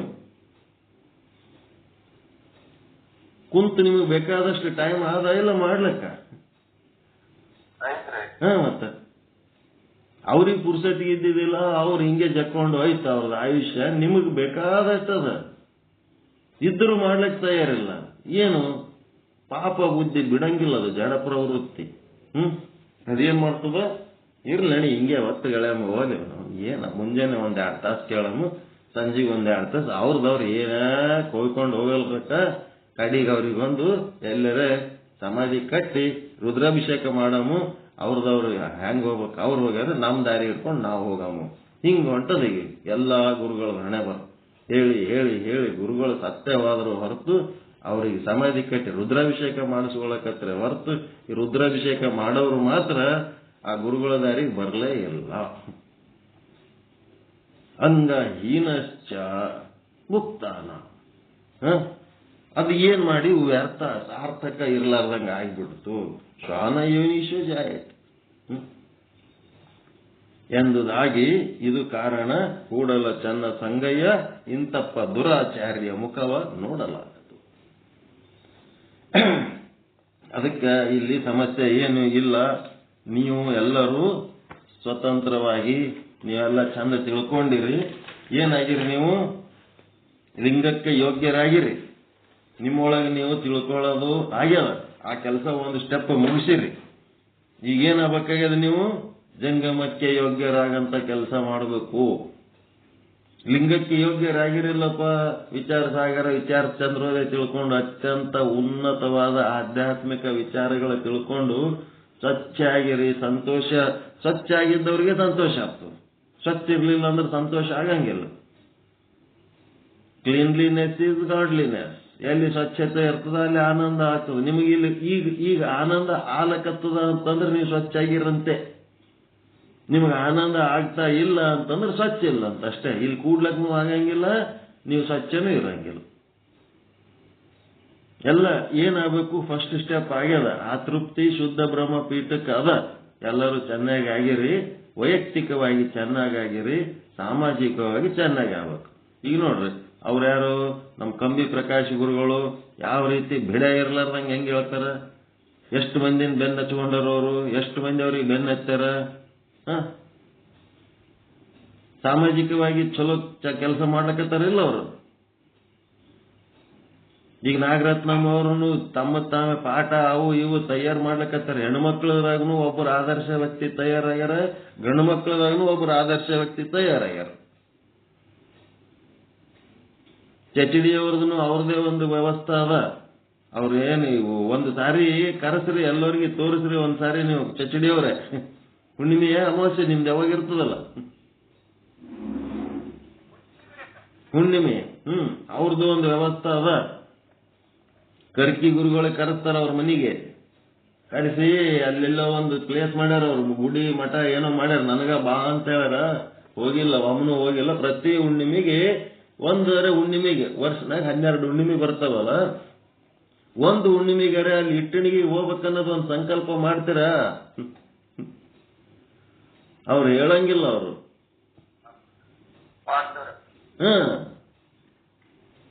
ಒಂದು ಬರೀ ಕರ್ಕಿ ಒಬ್ಬರೇ ಓದ್ತಾರ. ಅವ್ರು ಏನ್ ಒಬ್ರು ಹಿಡ್ಕೊಂಡ್ಬಿಟ್ಟಾರ, ಆಯ್ತು. ಉಳಿದವ್ರಿಗೆ ಯಾರಿಗೇನು ಬರಬೇಡ ಅಂತ ಹೇಳ್ಯಾರೇನವ್ರು? ಪ್ರತಿ ಹುಣ್ಣಿಮೆಗೆ ಅಲ್ಲಿ ಕಾರ್ಯಕ್ರಮ ಮಾಡ್ತಾರ, ಒಂದ್ ಮಠ ಇದು ಮಾಡಿ. ನೀವು ಆದ್ರೆ ಅಂತಂದ್ರ ನಿಮ್ ಸಲುವಾಗಿ ಒಂದು ಅವ್ರ ಮನೆ ಮೇಲೆ ನಿಮ್ ಕಾರ್ಯಕ್ರಮ ಮಾಡಿ ನಿಮ್ ಪಾಠ ಇಡ್ತಾರ. ಅವರೆಲ್ಲರೂ ಅಲ್ಲಿ ಕುಂದ್ರವ್ರು ಇಲ್ಲಿ ಬರ್ತಾರೆ. ಹುಣ್ಣಿಮೆ ಬಿಟ್ರೆ ಬೇರೆ ದಿವಸವಾದ್ರೆ ಅಂತಂದ್ರ ಇವ್ರ ಮನೆಗೆ ಮಾಡ್ತಾರ. ಮಾಳಿಗೆ ಮೇಲೆ ಬೇಕಾದಂಗ ರೂಮ್ ಮಾಡ್ಯಾರ, ಬಾತ್ರೂಮ್, ಟಾಯ್ಲೆಟ್ ಎಲ್ಲ ವ್ಯವಸ್ಥೆ ಅವ. ಇಟ್ಟಣಿಗೆ ಹೋಗ್ರಿ ಒಂದ್ಸಾರಿ, ಹೋಗಿ ಬಂದಿನ ನಾನು. ನಾ ಹೇಳಿದ್ಮೇಲೆ ಸ್ವಾಗತ. ನೀವು ಸರಿಬೇಕಪ್ಪ ಮೊದಲ. ನಾ ಹೇಳಕತ್ತೀನಿ, ನಿಮ್ಮ ಮನೆಗೆ ಬರೋದಕ್ಕೆ ನಾ ಕರಿಲಕತ್ತೀನಿ. ಯಾಕೆ ಕರಿತೀನಿ? ಅದು ನಮ್ಮ ಮನೆ ಅಂತ ತಿಳ್ಕೊಂಡು ಕರಿತೀನಿ. ನಿಮ್ಮ ಮನಿನ ನಮ್ಮ ಮನಿನ ಅದ.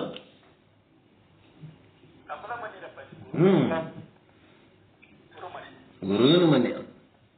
ಯಾರು ಬೇಕಾದವ್ರು ಬರಲಿ, ಜ್ಞಾನದ ಕೆಲಸ ಮಾಡ್ಲಿ, ಅವ್ರ ಮನಿನೇ ಕ್ಷೇತ್ರ ಅದ. ಇಟ್ಟಣಿಗೆ ಏನು ಜನ ಬರ್ತಾರ ಅವ್ರ ಮನೆಗೆ, ಜಾಗ ಸಾಲಾರ್ದಷ್ಟು ಜನ ಬರ್ತಾರ. ಅಷ್ಟೆಲ್ಲ ಇದ್ರೂ ಸಹಿತ ಅವ್ರು ಒಂದು ಮಾತು ಹೇಳ್ಕೊಳಂಗಿಲ್ಲ. ಅದನ್ನ ನಾನು ಹೇಳಕತ್ತೀನಿ ಇವತ್ತು ಬಾಯಿ ಬಿಟ್ಟು. ಹಿಂಗೆಲ್ಲ ಇರ್ತದ. ಒಂದು ವಚನ ವಿಶ್ಲೇಷಣೆ ಒಂದೇನದ, ಆಚಾರನೂ ಚೆನ್ನಾಗಿರ್ಲಿ, ಶಾಸ್ತ್ರೀಯ ಜ್ಞಾನನೂ ಇರಲಿ ಅನ್ನಂಥದ್ದು ಚನ್ನಬಸವಣ್ಣನವರ ವಿಚಾರ. ತಿಳಿದು ಮಾಡ್ರಿ, ಮಾಡಬೇಕು. ಮಾಡ್ಲಾರ್ದೆ ಸಾರ್ಥಕತೆ ಇಲ್ಲ. ಮತ್ತೆ ತಿಳಿದು ಮಾಡಬೇಕು, ತಿಳಿಲಾರದೆ ಮಾಡಿದ್ರೂ ಸಾರ್ಥಕತೆ ಇಲ್ಲ.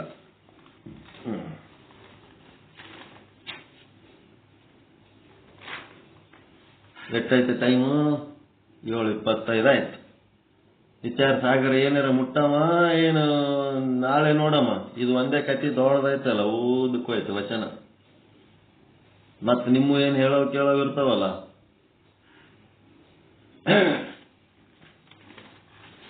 ಏನ್ ಮಾಡ್ತೀರಿ? ವಿಚಾರ ಸಾಗರ ಟಚ್ ಕೊಡಮ್ಮ, ನಾಳೆ ಮಾಡೋಣ.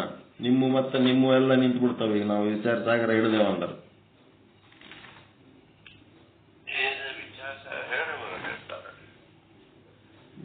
ನಿನ್ನ ಹೇಳಿದ್ದೆ ಗಟ್ಟಿ ಮಾಡ್ಬೇಕು ಇವತ್ತು.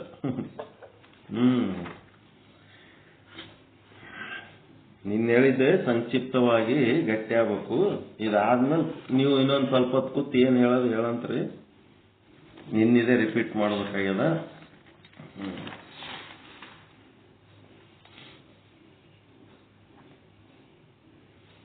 ಶ್ರೀ ವಿಚಾರ ಸಾಗರ ಸಾಧು ಶ್ರೀ ನಿಶ್ಚಲ್ ದಾಸ್ಜಿಯವರ ಕೃತಿ. ತರಂಗ 5, ಮಧ್ಯಮ ಅಧಿಕಾರಿ. ಅದೃಷ್ಟಿ ಮಹಾರಾಜರ ಜೊತೆಗೆ ಸಂವಾದ ನಡೆದಿದೆ. 247ನೇ ವಿಷಯಾಂಕ. ಅಜ್ಞಾನವೂ ಒಂದೇ ಎಂಬ ಪಕ್ಷದಲ್ಲಿನ ಬಂಧ ಮೋಕ್ಷದ ವ್ಯವಸ್ಥೆ ಮತ್ತು ಸರ್ವ ಪ್ರಕ್ರಿಯೆಗಳು ಶ್ರೇಷ್ಠವಾಗಿವೆ. ಇದರ ಅರ್ಥ, ಅಜ್ಞಾನವು ಅನೇಕ ಎಂಬ ಪಕ್ಷದಲ್ಲಿನ ಬಂಧ ಮೋಕ್ಷದ ವ್ಯವಸ್ಥೆ, ಸರ್ವ ಪ್ರಕ್ರಿಯೆಗಳು ಶ್ರೇಷ್ಠವಾಗಿಲ್ಲ ಅಂತದರ ಅರ್ಥ. ಮತ್ತೆ ನಾಮ ಭೇದಗಳಿಂದ ಕೂಡಿದ ಮಾಯೆಯ ಸ್ವರೂಪದ ನಿರೂಪಣೆ. ನಾಮ ರೂಪ ಏನವಲ್ಲ, ಭೇದಗಳವಲ್ಲ, ಆ ಮಾಯೆ ಹೆಂಗಿರ್ತದ ಅನ್ನೋದು ಒಂದು ಅದರ ಸ್ವರೂಪದ ನಿರೂಪಣೆ ಹೇಳಕತ್ತಾರ. ಎರಡು ಪಕ್ಷಗಳುಂಟು. ಒಂದು ಅಜ್ಞಾನ ಒಂದೇ ಎಂಬುವುದು ಒಂದು ಪಕ್ಷ, ಅಜ್ಞಾನ ಅನೇಕ ಎಂಬುವುದು ವಾಚಸ್ಪತಿ ಮಿಶ್ರ ಅವರ ಪಕ್ಷ. ಇಲ್ಲಿ ಅಜ್ಞಾನ ಅನೇಕ ಎನ್ನುವುದರಲ್ಲಿ ಬಂಧ ಮೋಕ್ಷದ ವ್ಯವಸ್ಥೆ ಮತ್ತು ಸರ್ವ ಪ್ರಕ್ರಿಯೆಗಳು ಏನದವ ಅಷ್ಟೊಂದು ಶ್ರೇಷ್ಠವಾಗಿಲ್ಲ. ಆದ್ರೂ ಈ ಒಂದು ಅಜ್ಞಾನ ಒಂದೇ ಅಂತ ಹೇಳುವಂತ ವಿಚಾರ ಯಾರ ತಲೆಯೊಳಗೆ ಹೋಗಂಗಿಲ್ಲ. ವಾಚಸ್ಪತಿ ಮಿಶ್ರ ಅವ್ರ ವಿಚಾರನು ತಲೆಗೆ ಹಾಕೋರಿ. ಆ ರೀತಿ ಹಿಡ್ಕೊಂಡು ಆದ್ರೂ ಏನು ಸಮಸ್ಯೆ ಇಲ್ಲ. ಅವರು ಅದ್ವೈತ ಸಿದ್ಧಾಂತಿಗಳೇ ಅದರ. ಈ ತಿಳುವಳಿಕೆ ಮಟ್ಟ ಚೆನ್ನಾಗಿದ್ದವ್ರಿಗೆ ಅಜ್ಞಾನ ಒಂದೇ ಅನ್ನುವಂತ ಒಂದು ವಿಚಾರ ತಿಳ್ಕೊಳ್ರಿ. ಅಜ್ಞಾನ ಒಂದೇ ಇದೆ. ಈ ಪಕ್ಷದಲ್ಲಿ ಬಂಧ ಮೋಕ್ಷದ ವ್ಯವಸ್ಥೆ ಶ್ರೇಷ್ಠವಾಗಿದೆ. ವಾಚಸ್ಪತಿಯವರ ಪ್ರಕಾರ ಅದು ಅಜ್ಞಾನ ಒಂದೇ ಅಂತಂದ್ರೆ ವಾಚಸ್ಪತಿ ಪ್ರಕಾರ ಅದು ದೋಷ ಅನ್ನಿಸ್ತದ. ಅಜ್ಞಾನ ಒಂದೇ ಇದೆ ಅಂತ ಅಂದ್ರೆ ವಾಚಸ್ಪತಿ ಮಿಶ್ರ ಅವರ ಪ್ರಕಾರ ಅಜ್ಞಾನ ಒಂದೇ ಇದ್ರೆ ಒಬ್ಬ ಮನುಷ್ಯ ಸದ್ಗುರುವರಿಗೆ ಶರಣಾಗಿ ಬ್ರಹ್ಮಜ್ಞಾನ ಮಾಡಿಕೊಂಡರೆ ಮಿಕ್ಕ ಸಮಸ್ತ ಜೀವಿಗಳೆಲ್ಲ ಅಪ್ರಯತ್ನ ಪೂರ್ವಕವಾಗಿ ಮೋಕ್ಷ ಹೊಂದಬೇಕಾಗುತ್ತದೆ. ಒಬ್ಬ ಜ್ಞಾನಿಯಾದರೆ ಎಲ್ಲರ ಅಜ್ಞಾನ ನಾಶವಾಗುತ್ತದೆ ಎಂಬ ಹಾಗೆ ದೋಷ ಉಂಟಾಗುತ್ತದೆ. ಆದ್ದರಿಂದ ಅಜ್ಞಾನಗಳು ಅನಂತ ಇವೆ ಅಂತ. ಇದು ಹೆಂಗ ಅರ್ಥ ಮಾಡ್ಕೊಂಡಾರ ಇವ್ರು ಅಂತಂದ್ರ, ಅಜ್ಞಾನ ಒಂದೇ ಇದೆ ಅಂತಂದ್ರ ಒಂದು ಬಟ್ಟಿ ಒಳಗ ಎಳಿ ಒಂದೇ ಆದ ಅಂತ. ಒಂದೇ ಎಳಿ ಆದ. ಅದು ಒಂದೇ ಎಳಿ ತೆಗೆದ್ಮೇಲೆ ಬಟ್ಟೆನೇ ಖಾಲಿ ಆಗಬೇಕು, ಇಲ್ದಂಗ ಆಗಬೇಕು. ಅರ್ಥ ಮಾಡ್ಕೊಳ್ಳೋದ್ರಾಗ ಸ್ವಲ್ಪ ಗಡ್ಬಡಾಗ್ಯಾವ. ಬಟ್ಟೆ ಒಳಗಿಂದು ನೂಲ ಒಂದೇ ಆದ ಅನ್ಕೊಂಡ, ದೋತರದೊಳಗಿಂದ ನೂಲು, ಅಂಗಿ ಒಳಗಿನ ನೂಲು, ರುಮಾಲ್ನೊಳಗಿನ ನೂಲು ಮೂರು ಹತ್ತಿನೇ ಇದ್ದದ್ದಕ್ಕ ಅದಕ್ಕೇನ್ ಹೇಳಿದ್ರು, ನೂಲು ಒಂದೇ ಆದ ಅಂತ ಅಂದ್ರು. ಯಾವ ಅರ್ಥದಾಗ ಅಂದ್ರೆ ಅದು ಅಂಶಿ ಅರ್ಥದಾಗ ಹೇಳಿದ್ರು. ಅಂಶಿ ಅರ್ಥದೊಳಗೆ, ಅಂಶಿ ಅರ್ಥ ಅಂತಂದ್ರೇನು, ದೋತರದ ನೂಲು, ಅಂಗಿ ನೂಲು, ರುಮಾಲಿನ ನೂಲು ಹತ್ತಿನೇ ಅದ, ಒಂದೇ ಆದ ಅಂತ ಈ ಅರ್ಥದಾಗ ಹೇಳಿದ್ರು. ಅಂಶಿ ಅರ್ಥ ಅಂತಾರೆ ಇದಕ್ಕೆ. ಎಲ್ಲಿ ಅಂಶಿ ಇರ್ತದ ಅಲ್ಲಿ ಅಂಶಗಳು ಯಾವ್ಯಾವ ಅದಾವ? ದೋತರದ ನೂಲು, ಅಂಗಿ ನೂಲು, ರುಮಾಲಿನ ನೂಲು ಮೂರು ಬೇರೆ ಬೇರೆನೇ ಅವಿಲ್ಲ ಅಂಶದ ಅರ್ಥದೊಳಗೆ. ಅಂಗಿ ಒಳಗಿರೋ ಎಳೆಗಳು ಅಂಗಿ ನೂಲು, ದೋತರದೊಳಗಿರೋ ಎಳೆಗಳು ದೋತರದ ನೂಲು, ರುಮಾಲಿನೊಳಗಿರೋ ಎಳೆಗಳು ರುಮಾಲಿನ ನೂಲು. ಅವು ಏನವು? ಅಂಶ. ಮತ್ತ ಮೂರದೊಳಗಿರೋ ನೂಲು ಒಂದೇ ಹತ್ತಿ ಆದ ಅಂತಂದ್ರೆ ಅದು ಅಂಶಿ. ಅರ್ಥ ಆಗ್ಲಕತ್ತದ? ಒಂದೇ ಅಂತ ತಿಳ್ಕೊಳ್ಳೋದ್ರಾಗ ಅರ್ಥ ಬಹಳ ಸೂಕ್ಷ್ಮವಾದ ಅರ್ಥ ಅದಾವ. ಈಗ ದೋತರದೊಳಗಿನ ನೂಲ, ಅಂಗಿ ಒಳಗಿನ ನೂಲ, ರುಮಾಲದೊಳಗಿನ ನೂಲು ಒಂದೇ ಹತ್ತಿಲಿಂತ ಮಾಡಿದ್ದದ. ಹೀಗಾಗಿ ಈ ಅರ್ಥದಲ್ಲಿ ಅದು ಒಂದೇ ಹತ್ತಿ ಅಂತ. ಬಜಾರ್ದಾಗ ಅಂತಿರ್ತಾರ ನೋಡ್ರಿ, ಬಟ್ಟಿ ತೊಗೊಳ್ಳೋ ಟೈಮ್ನೊಳಗ ಒಳಗಿರೋ ಬಟ್ಟಿ ಒಂದೇ ಅದರಿ, ಮ್ಯಾಲಿರೋ ಡಿಸೈನ್ ಬೇರೆ ಅದಾವ ಅಷ್ಟೇ. ಒಂದ್ ರೇಟಿನ ಒಂದ್ ಕಡೆ ಇಟ್ಟಿರ್ತಾರ, ಅವು ಏನಿರ್ತಾವ ಒಳಗಿರೋ ಬಟ್ಟಿ ಒಂದೇ, ಮ್ಯಾಲಿನ ಡಿಸೈನ್ ಬೇರೆ ಅಷ್ಟೇ. ಒಳಗಿರೋ ಬಟ್ಟಿ ಒಂದೇ. ಈ ಒಳಗಿರೋ ಬಟ್ಟಿ ಒಂದೇ ಅಂತ ಅಂದ ಕೂಡ್ಲೇನೆ ನೀವೇನು ಅಲ್ಲಿ ಒಂದೇ ಬಟ್ಟಿ ಇರಂತ ಒಂದು 100 ಸೀರೆ ಇಟ್ಟಿರ್ತಾರಪ್ಪ. ನೀವು ಒಂದು ಸೀರೆ ತಗೊಂಡ್ರ ಎಲ್ಲ ಸೀರೆಗಳು ನೀವು ತಗೊಂಡಂಗ ಆಗ್ಬೇಕಿತ್ತು ಅಂದಂಗ ಬರ್ತದೇನದು? ಒಳಗಿರೋ ಬಟ್ಟಿ ಒಂದೇ ಅಂತೇಳಿ ಬಟ್ಟಿ ಅಂಗಡಿಯವ ಹೇಳ್ತಾನ, ಮ್ಯಾಲಿರೋ ಡಿಸೈನ್ ಬೇರೆ ರೀ, ಒಳಗಿರೋ ಬಟ್ಟಿ ಒಂದೇ ಅಂತಂದ ಮೇಲೆ ಒಂದೇ ಅಂತಂದ್ರೆ ಏನಾಯ್ತು? ಒಂದು ಸೀರೆ ಖರೀದಿ ಮಾಡಿದರೆ ಎಲ್ಲಾ ಸೀರೆಗಳು ಖರೀದಿ ಆಗಬೇಕಿತ್ತು ಅಂದಂಗ. ಮಿಶ್ರಾಂದ ವಾದ.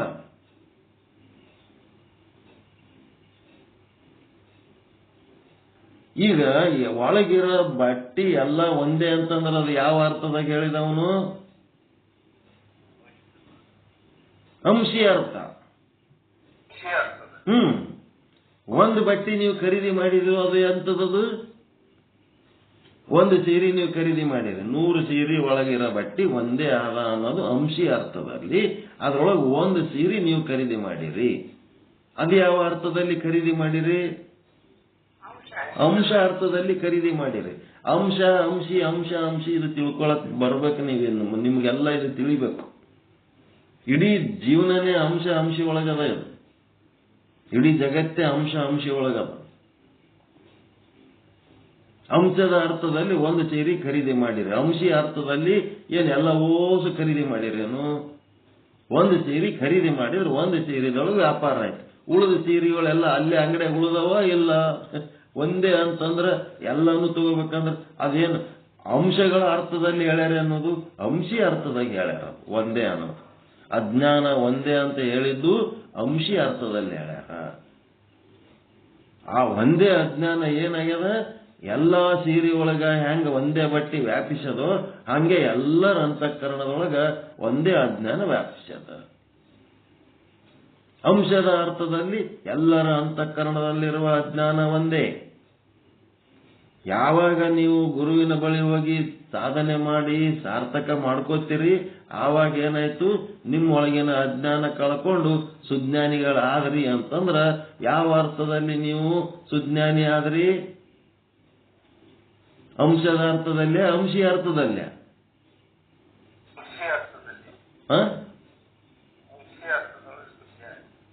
ಅಂಶಿ ಅರ್ಥದಾಗ ಸುಜ್ಞಾನಿ ಆದ್ರಿ ಅಂತಂದ್ರೆ ಎಲ್ಲರೂ ಆಗ್ಬೇಕಿತ್ತಲ್ಲ.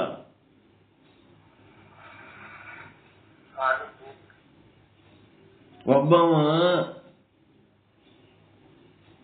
ಜ್ಞಾನಿ ಆದ್ನಂತಂದ್ರೆ ಓಸು ಮಂದಿ ಜ್ಞಾನಿ ಆಗ್ಬೇಕಿತ್ತು ಅಂಶಿ ಅರ್ಥದಾಗ.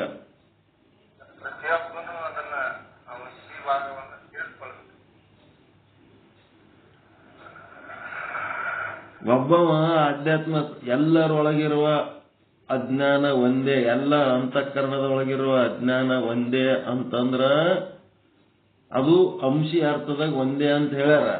ಈಗ ಒಬ್ಬವನು ಗುರುವಿನ ಬಳಿ ಹೋಗಿ ಸಾಧನೆ ಮಾಡಿ ಅವನು ಉದ್ಧಾರ ಆದನು ಅಂತಂದ್ರೆ ಅದು ಏನಾಯ್ತು? ಅವ ಉದ್ಧಾರ ಆಗಿದ್ದು ಅಂಶಿನ ಅಂಶನ? ಒಂದು ಅಂಶ ಉದ್ಧಾರ ಆಗ್ಯದ. ಒಂದು ಅಂಶ ಉದ್ಧಾರ ಆದ್ರ ಇಡೀ ಅಂಶಿ ಉದ್ಧಾರ ಆಗ್ತದಂತ ಏನಾರ ಆದೇನು? ಅದೇ ಹೇಳಕತ್ತಾರ. ಇಡೀ ಊರು ಮನಿ ಒಳಗ ಹೊತ್ತು ಮುಣಿಗಿದ ಮೇಲೆ ಕತ್ತಲಾಗ್ತದಲ್ಲ, ಇಡೀ ಊರ್ ಮನೆಗೆ ಕತ್ತಲಾಗದ ಎಲ್ಲರ ಮನೆ ಅಂದ್ರೆ ಕತ್ತಲು ಒಂದೇ. ಯಾವ ಅರ್ಥದಾಗ? ನಿಮ್ಮ ಮನೇನ್ ಕತ್ತಲು ಬೇರೆ, ನಮ್ಮ ಮನೇನ್ ಕತ್ತಲು ಬೇರೆ ಅದ ಏನು? ಹೊತ್ತು ಮುಳುಗಿದ ಮೇಲೆ ಆಗ ಕತ್ತಲು ಒಂದೇ ಅದ. ಒಂದೇ ಕತ್ತಲು. ಏನಾಯ್ತು? ನಿಮ್ಮ ಮನೆಯೊಳಗೆ ಬೆಳಕು ಹಾಕೊಂಡ್ರಿ. ನಿಮ್ಮ ಮನೆಯೊಳಗೆ ಬೆಳಕು ಹಾಕೊಂಡ್ರಿ ಅಂತಂದ್ರೆ ಒಂದೇ ಕತ್ತಲ ಇತ್ತು ಅಂತಂದ್ರೆ ಒಬ್ಬರ ಮನೆಗೆ ಬೆಳಕು ಹಾಕಿದ್ರೆ ಎಲ್ಲರ ಮನೆಯನ್ನು ಕತ್ತಲು ಹೋಗ್ಬೇಕಿತ್ತಲ್ಲ, ಒಂದೇ ಇತ್ತಂದ್ರೆ ಅಂತ ವಾಚಸ್ಪತಿ ಮಿಶ್ರನ ವಾದ. ಅದು ಸರಿನಾ ತಪ್ಪ? ತಪ್ಪ. ಏಕಂತ ವಾಚಸ್ಪತಿ ಮಿಶ್ರನ ವಾದದೊಳಗ ಏನು ಕೊರತೆ ಆದ? ಅಂಶ ಅಂಶಿ ವಿವೇಕದ ಕೊರತೆ. ಅಂಶ ಅಂಶಿ ವಿವೇಕದ ಕೊರತೆ. ಇದು ಗೊತ್ತಿಲ್ಲ ಅವನಿಗೆ, ಈ ಜ್ಞಾನ ಇಲ್ಲ. ಮಿಶ್ರನೊಳಗ ಇದು ಇಲ್ಲ. ಅಂಶ ಅಂಶಿ ವಿವೇಕದ ಕೊರತೆ ಇದ್ದದ್ದಕ್ಕೆ ಅದು ಏನಾಯ್ತು? ಒಂದೇ ಅಂತಂದ್ರೆ ಎಲ್ಲಾರ ಮನೆ ಒಳಗಿರೋ ಕತ್ತಲು ಒಂದೇ ಅಂತ ತಿಳ್ಕೊಂಡು ಏನಾಯ್ತು? ಒಬ್ಬರ ಮನೆಯಾಗ ಬೆಳಕು ಹಾಕಿದ್ರೆ ಓಸು ಮನೆಯನ್ನು ಕತ್ತಲು ಹೋಗ್ಬೇಕಿತ್ತಲ್ಲ ಅಂತಂದ್ರ ಇದು ಅಂಶ ಅಂಶಿ ವಿವೇಕ ಇದ್ದವನು ಆಡುವ ಮಾತು ಅಲ್ಲ. ಮಧ್ಯಾಹ್ನ 1:15 ಹಸಿವಾಗ್ತದ, ಎಲ್ಲರ ಹೊಟ್ಟೆ ಹಸ್ತದ ಅಂತಂದ್ರೆ ಅದ್ರ ಅರ್ಥ ಏನು? ಹಸಿವು ಎಲ್ಲರದು ಒಂದೇ ಹೌದಾ? ಅಲ್ಲ. ಎಲ್ಲರಿಗೂ ಹೊಟ್ಟೆ ಹಸಿವಾಗ್ಯದ 1:30 2ಕ್ಕೆ ಮಧ್ಯಾಹ್ನ ಅಂತಂದ್ರೆ ಹಸಿವು ಒಂದೇನ ಅನೇಕ ಅದಾವ. ಎಲ್ಲರಿಗೂ ಉಣ್ಬೇಕನ್ನೋದೇ ಅದ ಇಲ್ಲ, ಹಸಿವು ಒಂದೇ ಅದ. ಯಾವ ಅರ್ಥದಲ್ಲಿ ಅದು ಒಂದೇ ಅದ? ಅಂಶಿ ಅರ್ಥದಾಗ ಒಂದೇ ಅದ. ಆಯ್ತು, ಎಲ್ಲರಿಗೂ ಹಸಿವಾಗ್ಯದ ಖರೆ, ಯಾರ್ಯಾರ ಒಬ್ಬರು ಊಟ ಮಾಡಿದ್ರೆ ಎಲ್ಲರದು ಹೊಟ್ಟೆ ತುಂಬಬೇಕಿತ್ತಲ್ಲ ಅಂತಂದ್ರೆ ಅದ್ರ ಅರ್ಥ ಏನು? ಅಂಶ ಅಂಶೀಯ ವಿವೇಕ ಇದ್ದವನ ಆಡ ಮಾತಲ್ಲದು. ಅಂಶೀಯ ವಿವೇಕ ಇತ್ತು ಅಂತಂದ್ರೆ ಯಾವನು ಉಣ್ತಾನ ಅವನ ಹೊಟ್ಟೆ ತುಂಬುತ್ತದ, ಯಾರು ಉಂಡಿಲ್ಲ ಅವ್ರ ಹಸಿವು ಹಂಗೆ ಇರ್ತದ. ಅಂಶಿ ಹಂಗೆ ಉಳಿದಿರ್ತದ, ಅಂಶ ಒಂದು ಹೊಟ್ಟೆ ತುಂಬಿರ್ತದ. ಯಾರ ಮನ್ಯಾಗ ಬೆಳಕು ಮಾಡ್ಕೋತಾರ ಅವ್ರ ಮನೆಯನ್ನ ಕತ್ತಲು ಅಷ್ಟೇ ಹೋಗ್ತದ ಅಂದ್ರೆ ಅದು ಅಂಶ. ಎಲ್ಲರ ಮನೆಯನ್ನ ಕತ್ತಲು, ಯಾರು ಬೆಳಕು ಮಾಡ್ಕೊಂಡಿಲ್ಲ ಅದ ಹಂಗೆ ಉಳಿದಿತ್ತು ಅಂದ್ರೆ ಅದು ಅಂಶಿ. ಹಂಗ ಎಲ್ಲರ ಅಂತಃಕರಣದೊಳಗ ಅಜ್ಞಾನ ಒಂದೇ ಅವ. ಏನದ ಅಜ್ಞಾನ? ಬ್ರಹ್ಮನನ್ನು ನಾನು ಅರಿಯುವುದಿಲ್ಲ, ತಿಳಿದಿಲ್ಲ. ಪರಮಾತ್ಮನನ್ನು ತಿಳಿಲಾರದ್ದು ಅಜ್ಞಾನ ಎಲ್ಲರಿಗ ಬಲ್ಲಿ ಒಂದೇ ಅದ. ಯಾರಿಗೇನು ಪರಮಾತ್ಮನ ದರ್ಶನ ಆಗ್ಯದೇನು? ನನಗಾಗ್ಯದ, ನಿಮಗಾಗ್ಯದ, ಯಾರಿಗಾಗ್ಯದ? ಯಾರಿಗಾರ ಆಗ್ಯದ, ನನಗಾಗ್ಯದ ಅಂತೇಳಿ ಯಾರು ಹೇಳ್ಯಾರ ನಿಮಗ? ನನಗೆ ಪರಮಾತ್ಮನ ದರ್ಶನ ಆಗ್ಯದ ಯಾವರ ಹೇಳೇನೇನು? ಹೇಳ. ಹಿಂದಿನವ ಯಾವರ ಹೇಳೇನ? ಮುಂದಿನವ ಯಾವರ ಹೇಳೇನ? ಇಲ್ಲ.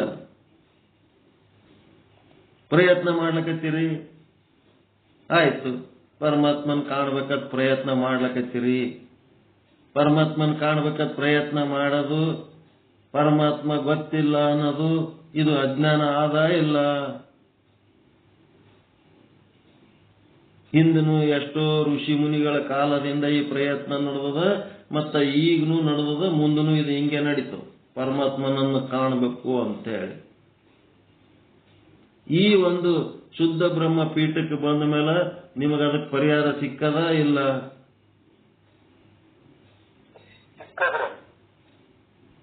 ಈಗ ಶಿವರಾಜ ಗುರುಗಳಿಗೆ ಹುಡುಕೋತ ಇಡೀ ಬೆಂಗಳೂರೆಲ್ಲ ತಿರುಗಾಡಿದ್ರೆ ಸಿಗ್ತಾರೇನು?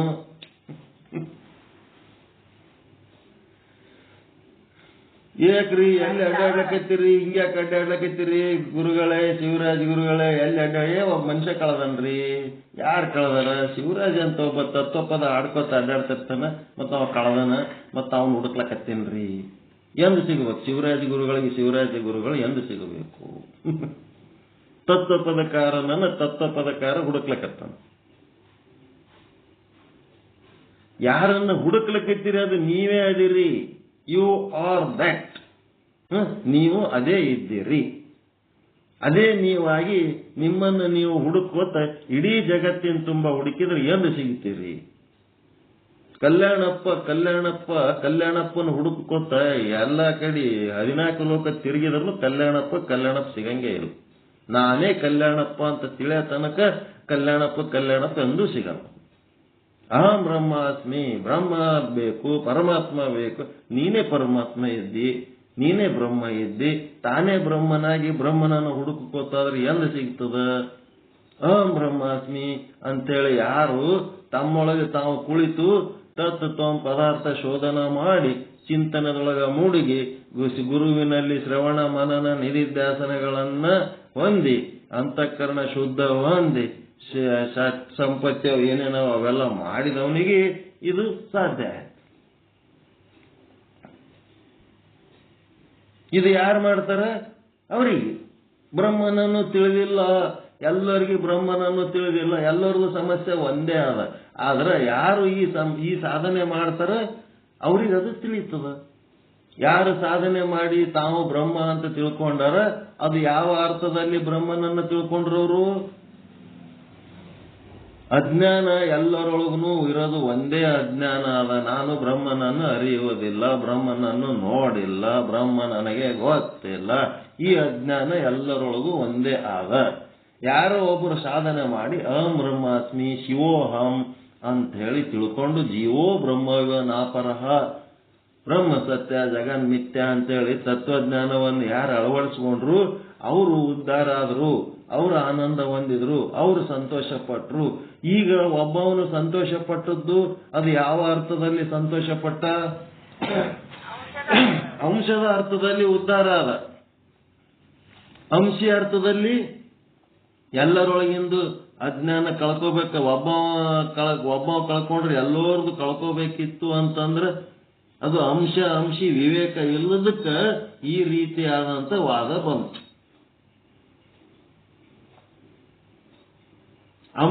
ಅಂಶಿ ವಿವೇಕ ಹೀನ ನಿಶ್ಚಲ ಅವ್ರ್ಯಾರು ವಾಚಸ್ಪತಿ ಮಿಶ್ರ, ಅವರಿಗೆ ಈ ಸಮಸ್ಯೆ ಉಂಟಾಗಿತ್ತು. ಈಗ ಅಂಶಿ ವಿವೇಕ ಸಹಿತ ಇದ್ದದ್ದು ನಿಶ್ಚಲದಾಸರು ವಾದ. ಈಗ ಯಾವುದು ಯೋಗ್ಯವಾಗಿದೆ? ಅಜ್ಞಾನವು ಒಂದೇ ಎಂಬ ಪಕ್ಷದಲ್ಲಿನ ಬಂಧ ಮೋಕ್ಷದ ವ್ಯವಸ್ಥೆ ಯೋಗ್ಯವಾಗಿದೆಯೋ ಅಥವಾ ಅಜ್ಞಾನ ಅನೇಕ ಎಂಬ ಪಕ್ಷದಲ್ಲಿನ ಬಂಧ ಮೋಕ್ಷದ ವ್ಯವಸ್ಥೆ ಯೋಗ್ಯವಾಗಿದೆಯೋ? ಯಾವುದು ಯೋಗ್ಯ ಅದ? ಈಗ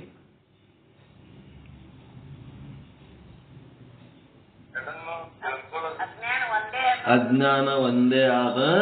ಹೆಂಗಾದದು?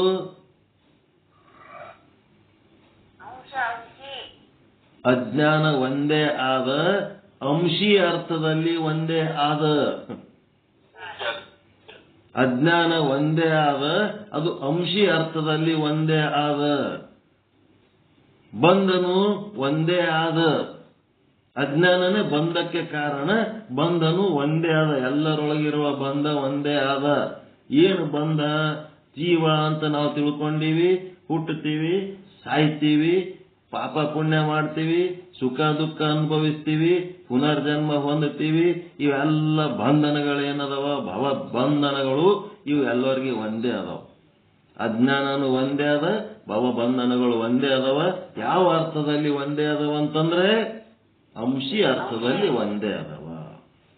ಮೋಕ್ಷ ಸಾಧನೆ ಯಾರು ಮಾಡ್ತಾರ? ಅವರು ಉದ್ಧಾರ ಆಗ್ತಾರ.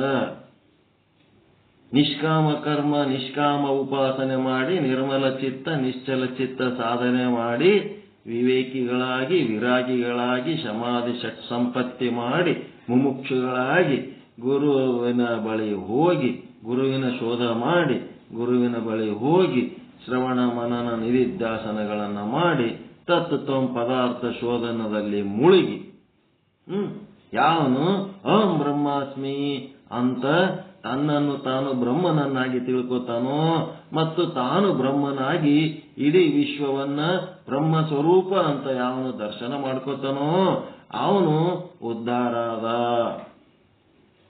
ಆ ಉದ್ಧಾರ ಆಗಿದ್ದು ಎಂತ ಅರ್ಥ? ಅದು ಅಂಶ. ಅವನು ಒಬ್ಬನೇ ಆದ. ಅಂಶದ ಅರ್ಥದಲ್ಲಿ ಉದ್ಧಾರ ಆದ. ಅಂಶಿ ಎಲ್ಲ ಉದ್ಧಾರ ಆಗ್ಬೇಕಂತೇನಿಲ್ಲ.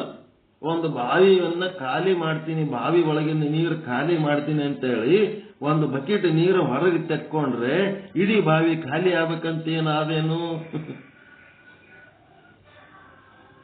ಇಡೀ ಬಾವಿ ಒಳಗಿನ ನೀರು ಅಂಶಿ. ಅದರೊಳಗಿಂದ ಒಂದು ಬಕೆಟ್ ನೀರು ಖಾಲಿ ಮಾಡಿದ್ರೆ ಅಷ್ಟೇ, ಇಡೀ ಬಾವಿ ಖಾಲಿ ಮಾಡಿಲ್ಲ. ಹಿಂಗಾಗಿ ಒಂದು ಬಕೆಟ್ ನೀರು ಖಾಲಿ ಮಾಡಿದ್ದೆ ಅಂತದದು ಅಂಶ.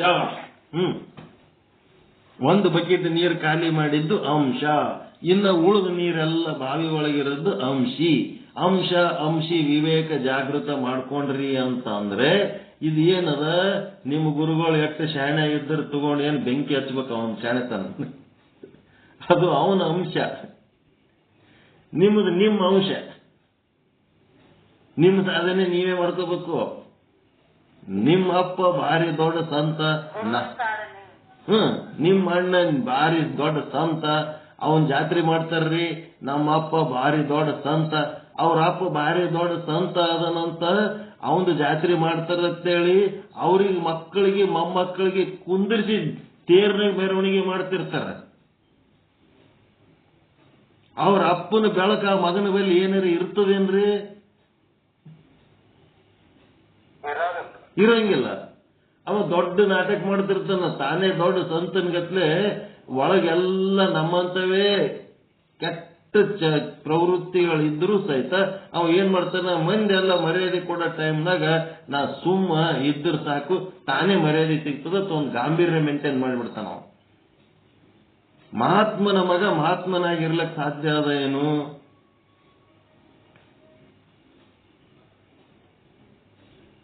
ಮಹಾತ್ಮನ ಅಂಶ ಸಾಧನೆ ಮಹಾತ್ಮನ ಜೊತೆಗೆ, ಅವ್ರ ಮಗ ಮಾಡೋದು ಅಂಶ ಸಾಧನೆ ಇವನ್ ಮಗನ ಜೊತೆಗೆ. ಆ ಮಗನ ಬಳಿ ಅದು ಯೋಗ್ಯತೆ ಇಲ್ಲಂದ್ರೂ ಸಹಿತ ಮಗನ ಮೆರವಣಿಗೆ ಮಾಡ್ತಿರ್ತಾರೆ. ಅಂಶ ಅಂಶಿ ಯಾರು ಎಷ್ಟೇ ದೊಡ್ಡವರಿದ್ದರೂ ಸಹಿತ, ಯಾರು ಎಷ್ಟೇ ಜ್ಞಾನಿಗಳಿದ್ದರೂ ಸಹಿತ ಆ ಜ್ಞಾನದ ಒಂದು ಉಪಯೋಗ ನಾವು ಜ್ಞಾನಿಗಳಾಗಲಾರದೆ ಉಪಯೋಗ ಇಲ್ಲ.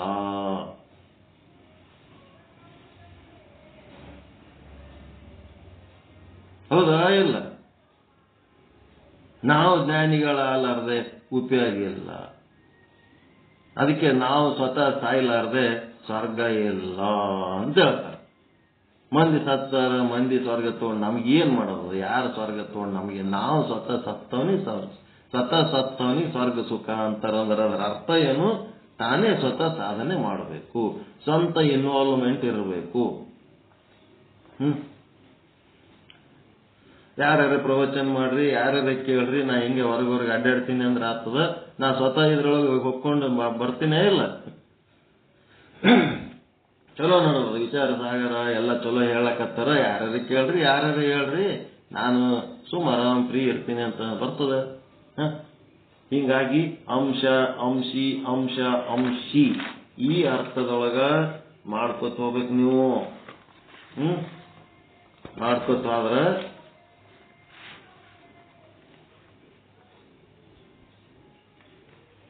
ಅಂಶಿ ಟೋಟಲ್ ಅಂಶ ನಾಶವಾದರೆ, ಅಜ್ಞಾನದ ಒಂದು ಅಂಶ ನಾಶವಾದರೆ ಇಡೀ ಅಜ್ಞಾನದ ಅಂಶಿ ನಾಶವಾಗಬೇಕೆಂಬ ನಿಯಮವಿಲ್ಲ. ಹೌದಲ್ರಿ? ಇಡೀ ಅಂಶಿಗಳು ನಾಶ ಆಗ್ಬೇಕಂತ ನಿಯಮ ಅದೇನು? ಅಂಶಿ ನಾಶ ಆಗ್ಬೇಕಾದ್ರೆ ಏನ್ ಮಾಡ್ಬೇಕು? ಎಲ್ಲರೂ ಕೂಡಿ ಮಾಡ್ಬೇಕು. ಎಲ್ಲರೂ ಕೂಡಿ ಮಾಡಿದ್ರೆ ಆಗ್ತದೆ. ಎಲ್ಲರೂ ಜ್ಞಾನಿಗಳಾದಾಗ ಅಂಶಿ ನಾಶ ಆಯ್ತು.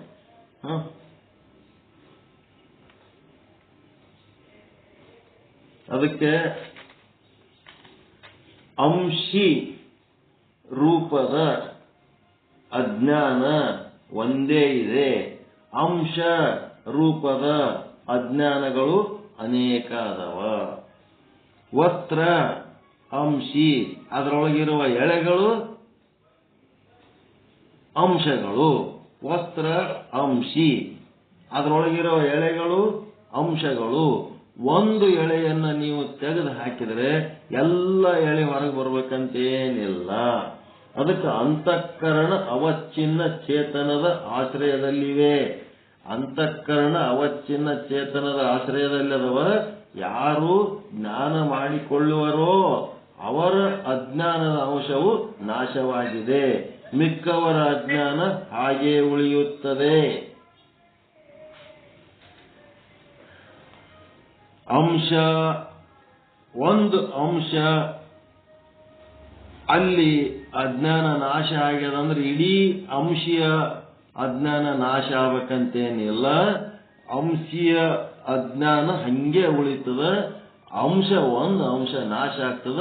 ಅಂಶಿ ನಾಶ ಆಗ್ಬೇಕಾದ್ರೆ ಆ ಎಷ್ಟು ಅಂಶಗಳದವ ಎಲ್ಲ ಅಂಶಗಳು ಕೂಡಿ ಸಾಧನೆ ಮಾಡಿದ್ರೆ ಅವಾಗ ಏನಾಗ್ತದ? ಅಂಶಿ ಟೋಟಲ್ ನಾಶ ಆಗ್ತದ. ಯಾರಿಗಾದರೂ ವಾಚಸ್ಪತಿ ರೀತಿಯಿಂದ ಅಜ್ಞಾನ ಆದವೇ ಬುದ್ಧಿಯಲ್ಲಿ ಪ್ರವೇಶವಾಗುವಂತಿದ್ದರೆ ಅದು ಕೂಡ ಅಡ್ಡಿ ಇಲ್ಲ. ಅದಾದರೂ ಕೂಡ ಅದ್ವೈತದ ಜ್ಞಾನವನ್ನೇ ಮಾಡಿಕೊಡುವ ಉಪಾಯವೇ ಆಗಿದೆ. ಅದನ್ನ ಖಂಡನ ಮಾಡಬೇಕೆಂಬ ಆಗ್ರಹ ನಮಗಿಲ್ಲ. ಯಾರಿಗೆ ಯಾರಂತೆ ಬೇಕಂತ ಹಂಗ ಮಾಡ್ಕೋರಿ ಅಂತ ಹೇಳಿದ್ರು. ಈಗ ನಿಮಗೇನರೆ ವಾಚಸ್ಪತಿ ಮಿಶ್ರಣ ವಾದ, ಅಂಶ ಅಂಶಿ ವಿವೇಕ ಇಲ್ಲದಂತ ವಾಚಸ್ಪತಿ ಮಿಶ್ರಣ ವಾದನೇ ನಿಮಗೆ ಸರಿ ಅನ್ನಿಸ್ತಿತ್ತಂದ್ರ ಅದನ್ನೇ ಒಪ್ಕೋರಿ, ಏನ್ ತೊಂದರೆ ಇಲ್ಲ. ಅವರು ವೇದಾಂತ ಸಿದ್ಧಾಂತಿಗಳೇ ಆದ್ರೆ ನಾವು ಇಲ್ಲಿ ನಿಮಗೆ ಅಂಶಿ ವಿವೇಕ ಸಹಿತವಾಗಿ ನಾವು ಈ ಒಂದು ಬ್ರಹ್ಮಜ್ಞಾನ ಹೇಳಿದ ಮೇಲೆ ವಾಚಸ್ಪತಿ ಮಿಶ್ರನ ವಾದ ನಿಮಗ ಸಮೀಚೀನ ಅನಿಸ್ಲಕತ್ತದೋ ಅಸಮೀಚೀನ ಅನ್ನಿಸ್ತದೋ?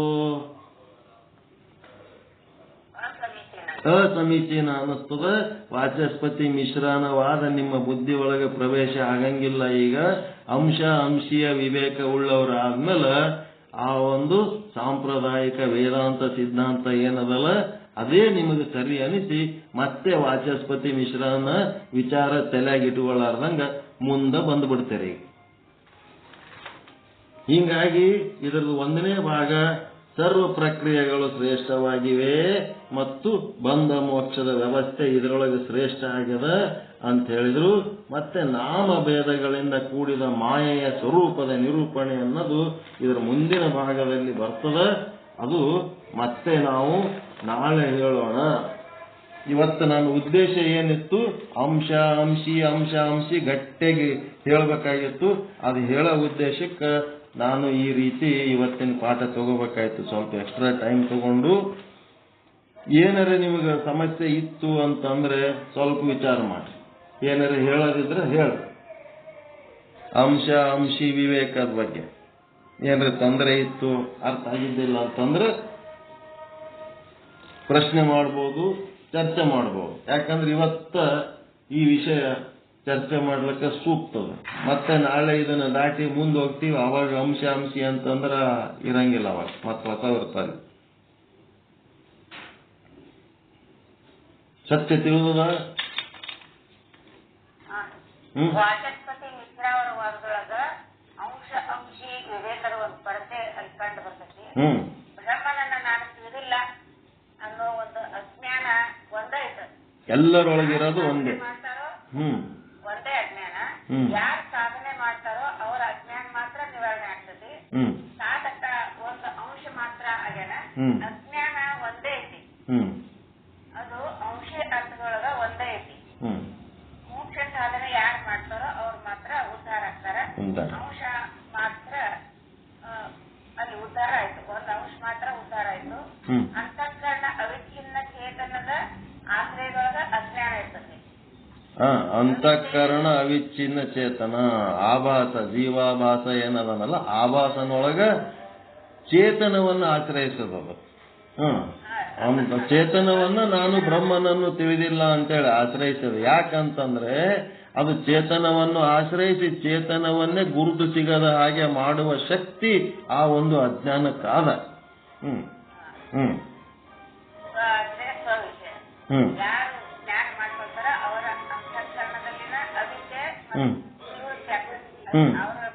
ಅವಿದ್ಯೆ ಮಾತ್ರ ನಿವೃತ್ತಿ ಆಗತ್ತೆ. ನನ್ನ ಅಜ್ಞಾನದ ಕತ್ತಲೆಯನ್ನ ನಾನಾ ಜ್ಞಾನ ಮಾಡ್ಕೊಂಡು ನಾನ ಕಳ್ಕೋಬೇಕು. ಅಂಶವಾಗಿ ನಾನು ಕಳ್ಕೋಬೇಕು. ಇಡೀ ಅಂಶೀಯದು ಕಳೀಲಿಕ್ಕೆ ನಮ್ಮ ಕೈಯಾಗಿಲ್ಲ. ಅದು ಅವ್ರವ್ರೇ ಮಾಡ್ಕೋಬೇಕು. ಅಂಶವಾಗಿ ನಾನೇ ಕಳ್ಕೋಬೇಕು. ಅಜ್ಞಾನ ಅಂಶ ರೂಪದಿಂದ ಒಂದೇ ಆಗೈತಿ ಮತ್ತ ಅಂಶ ರೂಪದಿಂದ ಅನಂತ ಆಗೈತಿ. ಯಾವ ಅಂತಃಕರಣದಲ್ಲಿ ಜ್ಞಾನದ ದೀಪ ಹಚ್ತಾರೋ ಆ ಅಂತಃಕರಣದ ಅಜ್ಞಾನ ಮಾತ್ರ ನಿವೃತ್ತಿ ಆಗ್ತದೆ. ಒಂದು ಅಂಶೀಯ ಸಾಧನೆಯ ಫಲ ಇನ್ನೊಂದು ಒಂದು ಅಂಶದ ಸಾಧನೆಯ ಫಲ ಇನ್ನೊಂದು ಅಂಶಕ್ಕೆ ಉಪಯೋಗವಿಲ್ಲ. ಹೌದಾ ಇಲ್ರಿ? ಪ್ರತಿಯೊಂದು ಅಂಶಗಳು ತಮ್ಮ ತಮ್ಮ ಸಾಧನೆಗಳನ್ನ ಮಾಡಿಕೊಂಡು ತಮ್ಮ ಉದ್ಧಾರ ತಾವೇ ಮಾಡ್ಬೇಕು. ಎಲ್ಲ ಅಂಶಗಳು ಒಬ್ಬರು ಮಾಡಿದ ಸಾಧನೆ ಎಲ್ಲ ಅಂಶಗಳು ಯಾವಾಗ ಜ್ಞಾನ ಮಾಡ್ಕೊತಾವೋ ಅವಾಗ ಒಂದು ಸೆಕೆಂಡ್ ಬರ್ತೀನಿ.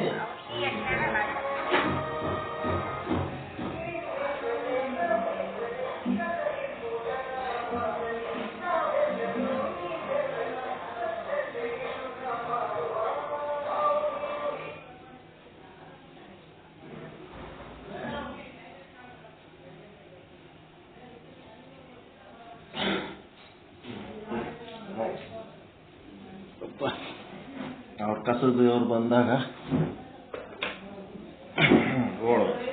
ಆಯ್ತು, ಮುಗೀತು ಪಾಠ ಮುಗೀತು ಬರಕತ್ತೀನಿ. ಆಯ್ತು ಆಯ್ತು, ಓಕೆ.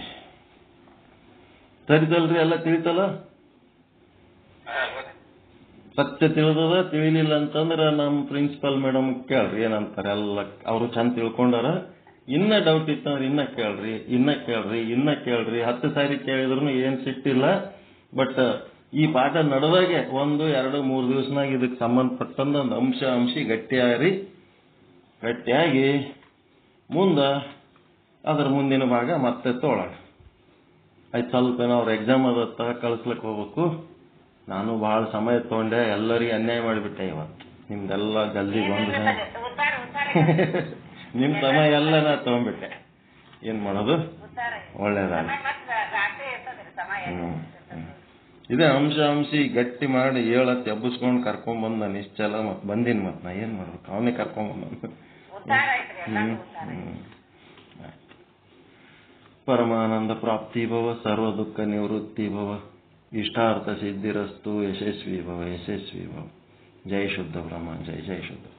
ಓಂ ಶಾಂತಿ ಶಾಂತಿ ಶಾಂತಿ. ಶರಣ.